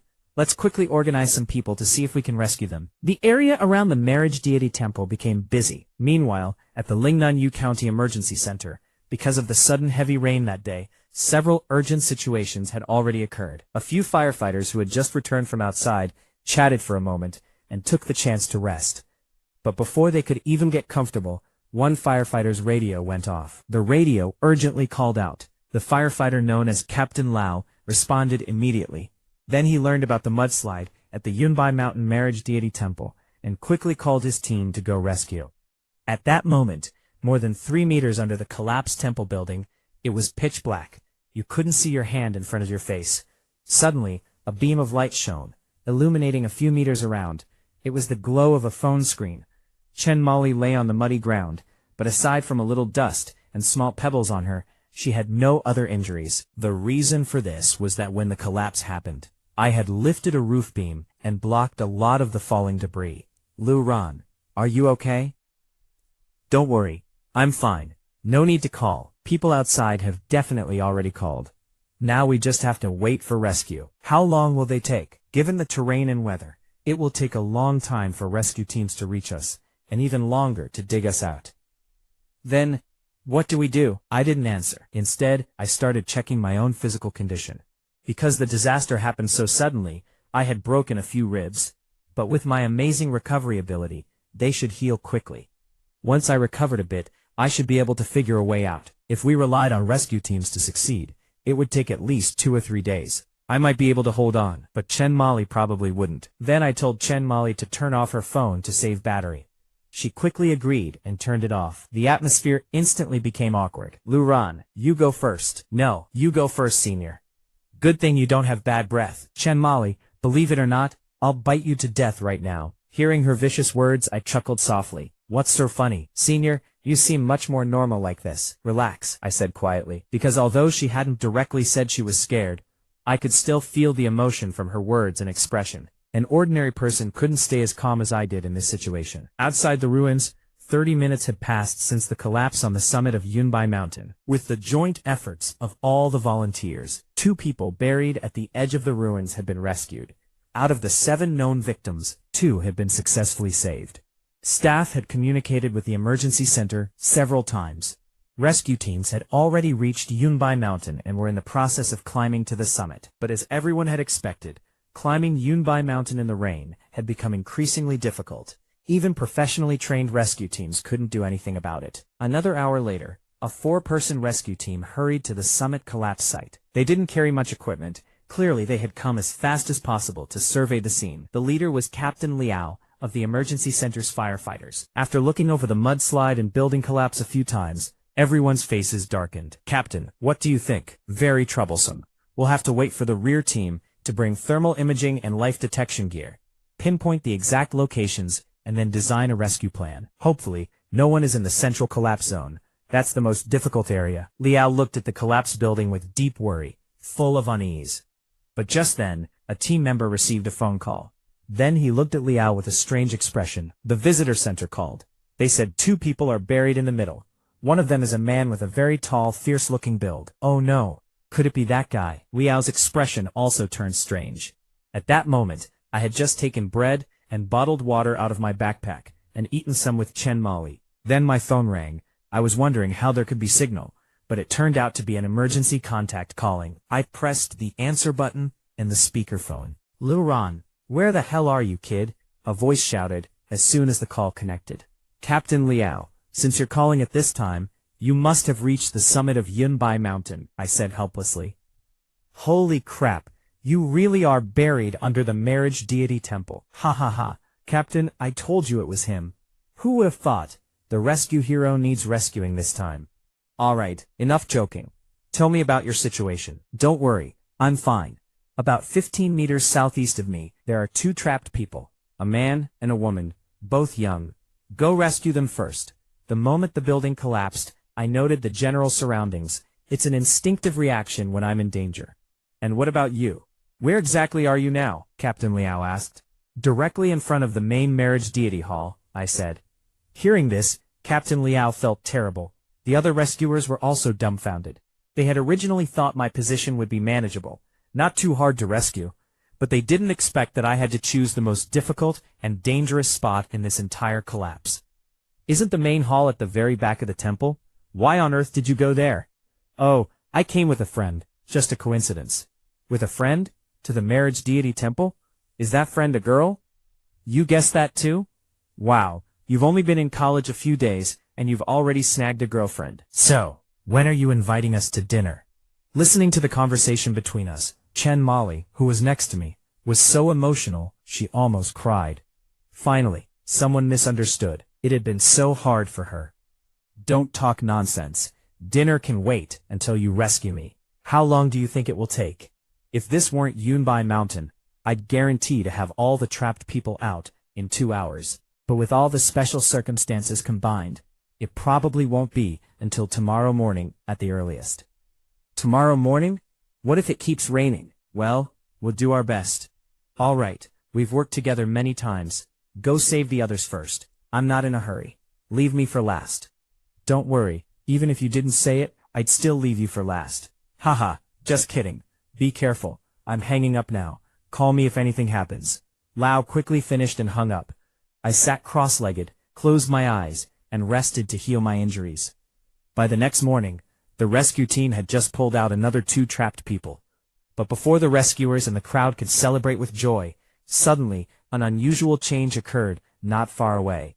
With a loud rumbling sound, the ruins collapsed again. The key point was that the collapse happened precisely in the area directly in front of the main marriage deity hall. "Damn it, this is bad," Captain Lao swore. He immediately called my phone, but no one answered. Lao's fists clenched with a cracking sound. His eyes were red. He was clearly at a loss. He never expected a second collapse. "Captain Lao, is Lu Ran going to—" "We're launching an emergency rescue. Next rescue. Now. Immediately." "Captain, but we don't have heavy excavation tools or detection gear. Won't our own efforts make the situation more difficult?" "What time is it now? Every second counts between life and death. If we wait for the rain to let up and for helicopters to bring equipment, even the flowers will have wilted. We have no other choice. Besides, there are only those 2 trapped people. We don't have to worry about others. Just do our best to save them." "Have you forgotten who is under the rubble?" The team members froze, then suddenly snapped back to reality. "Right, the person under there is Lu Ran. When there's a flood, I can jump in empty-handed and pull people out. When there's a fire, I pour water on myself and charge in to save people. Even in earthquake rescues, my efficiency alone rivals an entire rescue team. How could a monster like that be trapped by a little collapse? Let's figure something out. Brother Li, dig from this side. Xiaochen, you dig from that side." But an hour later, the rescue team's progress was not as smooth as they had hoped. Captain Liao was getting anxious. He pulled out his radio to ask how much longer the backup support would take. Just then, a figure rushed straight toward them from down the mountain. Liao's first judgment, it was a woman. His second, she looked somewhat familiar. "Hey, isn't that Captain Ji from the Ningbai City Bureau? I think we did a joint operation with her a year ago. I remember her well." "Who's in charge here?" the woman demanded loudly. "I am, Captain Liao," he said, straightening up. "Don't waste words. Tell me, where are Lu Ran and the other trapped person?" "Where?" she shouted, her voice cracking. The woman who had rushed to the scene was Ji Meilian. Time went back to 3 days earlier. After learning about the amusement park incident, Ji Meilian had used her connections to gather all my information, from childhood to present, from detailed to simple. She began reviewing it bit by bit. As she looked, her eyes never once narrowed. She read the whole thing with her eyes wide open. Before the age of 14, I was ordinary, just like any normal child. But starting from 14, my life changed completely. I began to frequently do good deeds, from small things like helping people find lost items, to big things like helping the police dismantle criminal organizations. For example, the amusement park gang incident, and the previous capture of an A-level wanted fugitive. She used to think that I had just happened to be there by coincidence. But after reading the information, she realized this was practically my daily routine. After reading, she stared wide-eyed, unable to calm down for a long time. Her own daughter had fallen for someone like this. She didn't know if that was good or bad. But her impression of me had changed completely. This led her not to deliberately investigate the relationship between me and her daughter over the next 2 days. Her daughter was grown up. She thought it over and felt that she had indeed restricted her daughter too much. Loosening up for once might be a good thing. However, the day before the Yunbai Mountain collapse, the City Bureau and District Bureau had held an urgent joint meeting to deal with an extremely Guizhou Tufa Zhuangquang. An undercover operative embedded in a criminal gang had suddenly been exposed, with only 1 week left before the final takedown operation. To avoid wasting 3 years of careful planning, the police urgently needed someone to replace the undercover operative. They only needed to last 7 days without being discovered. Yet the meeting had debated all day with no solution. Just as everyone was at a loss, Ji Meilian stood up. Their abilities are definitely on par with Special Forces elites. When faced with questions about the candidate's undercover temperament, Ji Meilian was full of confidence. This person is not from the police, so there's no risk of identity exposure. As for undercover temperament, I don't think anyone is more suitable than them. Ji Meilian kept them guessing. The group had no choice but to agree to let her bring the person back first. The candidate she proposed was none other than me. From the files, this university student's physical fitness was at the level of Special Forces elites. As for temperament, even without any training, thrown directly into a criminal gang, they would look more like a leader than the actual leader. Ji Meilian quickly used my phone signal to locate me and Chen Mali in Lingnan City. Then she snorted lightly and was about to go catch us when she received word of the Yunbai Mountain Marriage Deity Temple collapse. After learning this, she drove as fast as possible toward the summit of Yunbai Mountain in Lingnan City. I asked you, what is the situation with Lu Ran and the other trapped person? Captain Liao didn't know how to answer. He could only quickly pull out his radio to ask the support colleagues down the mountain how much longer they would take. But at that moment, several chunks of debris from the center of the collapse suddenly flew into the air. Then they fell randomly not far away. Then more chunks flew up. Finally, with a loud bang and a huge cloud of dust from the center, a powerful figure leaped several meters into the air, and then landed with a thud, surrounded by smoke and dirt. When the smoke cleared, Captain Liao and his team stared with wide eyes, because that figure was me, holding Chen Mali in my arms. Ji Meilian rushed over excitedly, and directly hugged her daughter. Yan Yan, Mom knew you'd be okay. From now on, Mom will really never push you again. Chen Mali, tightly held by her mother, hearing her words, had tears streaming from her eyes even though she was smiling. Thinking back to the danger she had encountered, without me there was no way she could have escaped on her own. Mom, it's my fault. I don't blame you. On the other side, Captain Liao looked at me in disbelief. Lu Ran, how did you get out? Liao still had an expression of utter incredulity. Captain Liao, do you really think a little collapse like this can trap me? I gave Liao a bear hug. Only after feeling that powerful, suffocating squeeze did Liao finally believe reality. Lu Ran was Lu Ran. The name monster really wasn't just for show. On the other side, mother and daughter had stopped crying. The affection in each other's eyes was clearly much stronger than before. Seeing this, I was happy for them. But if that was the case, the Great Escape side mission had failed, right? I had only collected 3 days of rewards. With a thought, I checked my side mission. But the next second, I was surprised to find that the Great Escape side mission was still in its normal state. No failure notice. Chen Mali had been caught by her mother, so why no failure notice?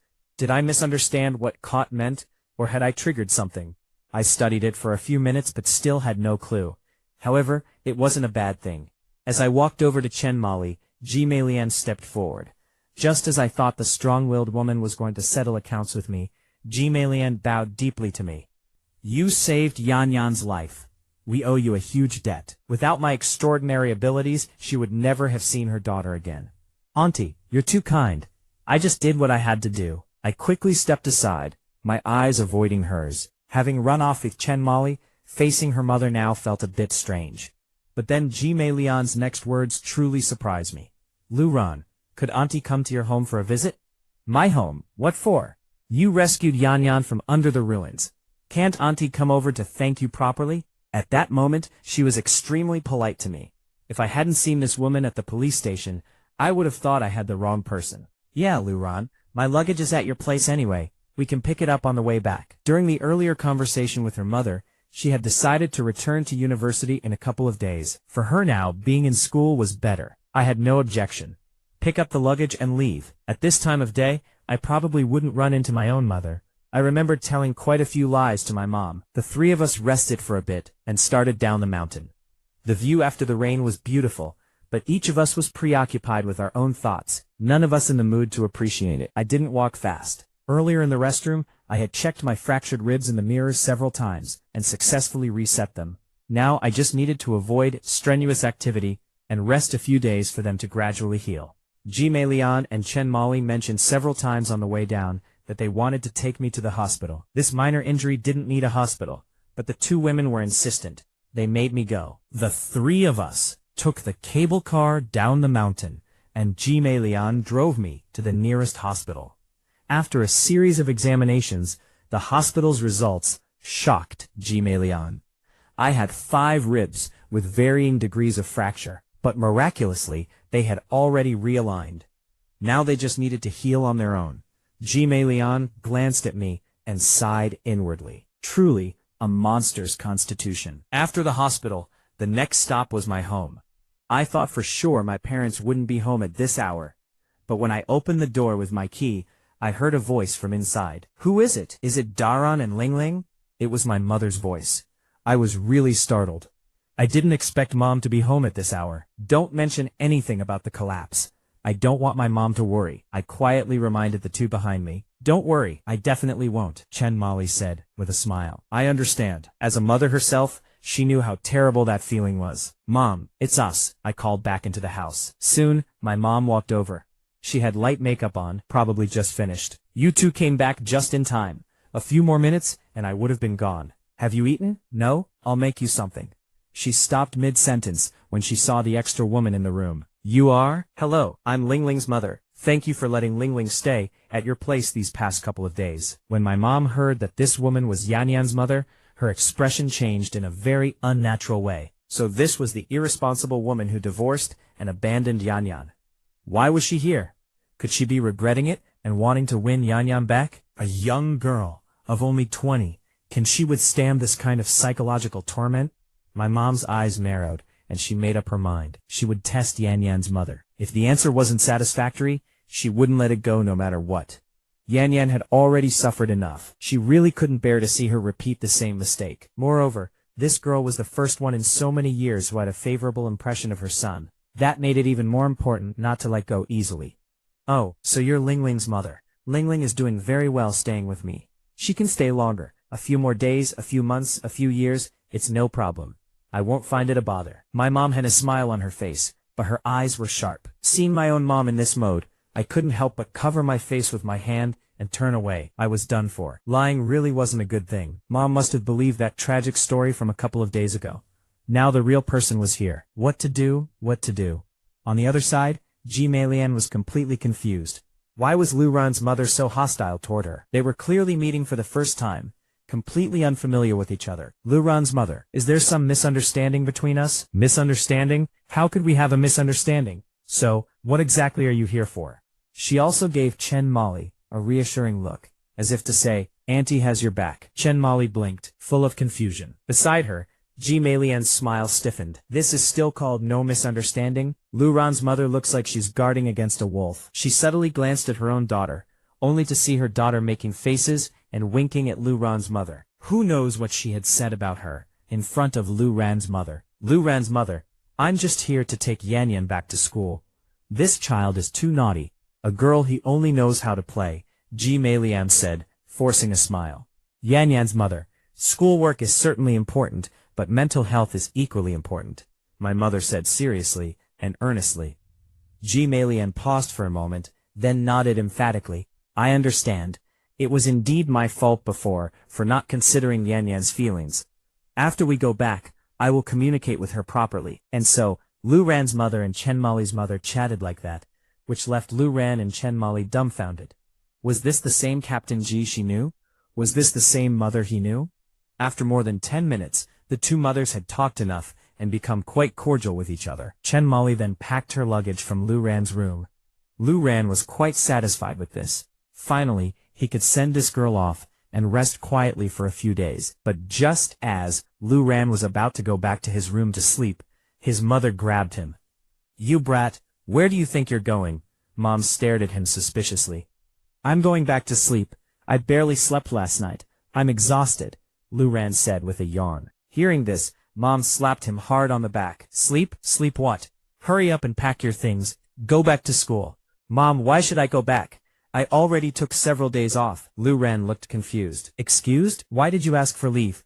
Military training right now is an important time to build friendly relationships with classmates. Making more friends is good for you. But what she really thought was, Yan Yan is going back to school. Why are you staying home? Such a nice girl, and you're thinking about sleeping? Mom didn't want to see him lazing around at home. Yan Yan's emotions were still unstable. After you go back to school, you two can look after each other. Mom dragged Lu Ran back to pack. Lu Ran's face was full of helplessness. Chen Mali's face was full of secret joy. She thought she wouldn't see Lu Ran for days. Now, it looked like they could see each other every day again. Mom saw all three of them to the door. You brat, take good care of Yan Yan at school. Don't let anyone bully her. Mom whispered a bunch of things into Lu Ran's ear. Lu Ran was used to this scene. Every time he left home, his mother did the same. After the mother-son conversation ended, Mom walked over to Chen Mali and whispered a few words. The two of them laughed and chatted as if discussing something happy, which gave Lu Ran and Ji Meilian the illusion that those two were the real mother and daughter. The three got into the car.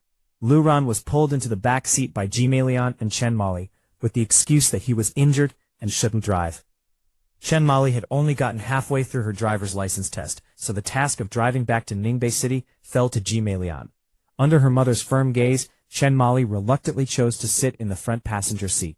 Instead of immediately getting on the highway, they drove to a nearby shopping mall. Ji Meilian bought two identical phones, one black, one white, for the two of them. Lu Ran and Chen Mali's original phones had gotten wet and probably wouldn't be easy to repair. Suddenly a WeChat friend request came in. Chen Mali requests to add you as a friend. Lu Ran looked up from the back seat at the front passenger seat. Chen Mali shook her phone at me, clearly indicating it was her request. Lu Ran hesitated for 2 seconds. We've already met the parents, and he hesitates for this long over a WeChat request? She sent an instant message. Looking at the instant reply, Lu Ran smiled helplessly. I rarely use WeChat. I'm not familiar with it. That excuse is way too lame. But fine, never mind. Does your wound still hurt? It doesn't hurt. It's just a minor injury. No big deal. I'll be fine in a few days. You say that so lightly. How about I make you some chicken soup tomorrow and bring it to the camp? Don't go to all that trouble. Besides, can you even cook chicken soup in your dorm? You don't understand, little junior. Just don't send anything. I don't want all the other freshmen to hate me. The 2 cups of milk tea you sent last time already made quite a few people resent me. After sending that message, Chen Mali did not reply immediately. 2 minutes later, Lu Ran, have you looked at the campus forum these past 2 days? Chen Mali turned back from the front passenger seat and asked. Lu Ran gave her a puzzled look. They had been together the whole time. Shouldn't she know whether he'd looked at the forum? No. Lu Ran opened the forum page. The story behind freshman Lu Ran. The truth about Lu Ran being taken away by the police. He clicked on a few hot posts and laughed at the novel-like content, reading with interest. Can't those people who post fake rumors and slander others be caught and severely punished? Chen Mali asked her mother, who was driving. If it doesn't cause serious consequences or generate enough heat, basically you can't do much. At most, a verbal warning, Ji Meilian said. Chen Mali looked a bit disappointed. The big bear had done nothing but good deeds, yet these people slandered him. Lu Ran, should we contact the forum admin and ask them to delete those posts? Delete? Why delete? The innocent have nothing to fear. If you delete them, the suspicious people will become even more suspicious. After the hype dies down, it'll naturally stop, I said calmly. I read several posts in a row. Not a single person had even guessed half the truth. All right, I'll handle this matter. After all, our police department was also lacking consideration. We shouldn't have called Lou Ran over in front of so many people, G-Malian said at that moment. Chen Mali finally relaxed. G-Malian suddenly thought of something. Lou Ran, are you very familiar with the stock market? Not really. Why do you ask? Hearing this sudden question, I immediately perked up. Could it be that the unusual activity in my stock market funds had been noticed? Suddenly, Chen Mali interrupted the conversation, speaking urgently. Mom, the restroom. I need the restroom urgently. G-Malian glanced sideways at her daughter, then at the navigation. Still a few kilometers. Hold it. Then, drive a bit faster, Mom, Chen Mali said. G-Malian sighed, gave her daughter an exasperated look, stepped on the gas, and the whole car shot forward. Seeing that she had successfully changed the subject, Chen Mali breathed a long sigh of relief. So, if Mom found out that Lou Ran had told her about stock market trends, it must have been Dad spilling the beans. That would be bad. The person who knew about this was Sissy Boy, not the real-life her. So as Lou Ran noticed something off, her secret identity would be exposed. No way. Her spy account had to last until the very end. 2 minutes later, the car stopped at a service area. Mom, are you going to the restroom? Chen Mali asked. No. G-Malian picked up her phone, apparently checking some work files. Then Lou Ran, let's go to the restroom together. There are still 2 hours until we reach Ningbei University. Chen Mali blinked at me. I don't need to go, I replied directly. Chen Mali blinked harder. I really don't need to go. You really do, I frowned. Did she know whether I needed to go or not? Chen Mali was baring her little tiger teeth, silently mouthing the words, get out of the car to me. I didn't react, just quietly watched her perform. Seeing this, she bit her lip, then carefully glanced at her mother. She changed her expression to a kitten-like begging face. Let's go together, okay? Her stare gave me goosebumps, but I still got out of the car. Who knew what this girl might do otherwise? The two of us got out and walked into the service area. As soon as they entered the service area mall, Chen Mali grabbed Lou Ran's hand. This made Lou Ran a bit uncomfortable. Officer G was still at the car. What if she saw? Don't worry, Mom is focused on work. She won't come over, Chen Mali said, with a smile. As long as you don't mind the loss, I said. After experiencing the collapse, I had become somewhat immune to this level of intimacy between us. Besides, holding Chen Mali's little hand was quite comfortable. Hee, no loss at all. So how about we meet every day and hold hands once? Is that too much to ask? Chen Mali leaned even closer. I shook my head speechlessly. This girl really pushed her luck. Not saying anything means yes. All right, I'm going to the restroom first, Chen Mali said, and ran off to the nearby restroom. I went to the men's room as well. After he washed his hands and dried them, a graceful figure directly jumped up and hung onto him. People nearby looked over, but only dared to glance once. With so many people watching, you really dare to hug me like this? I said helplessly. Otherwise, if I don't do it today, there won't be another chance after we go back.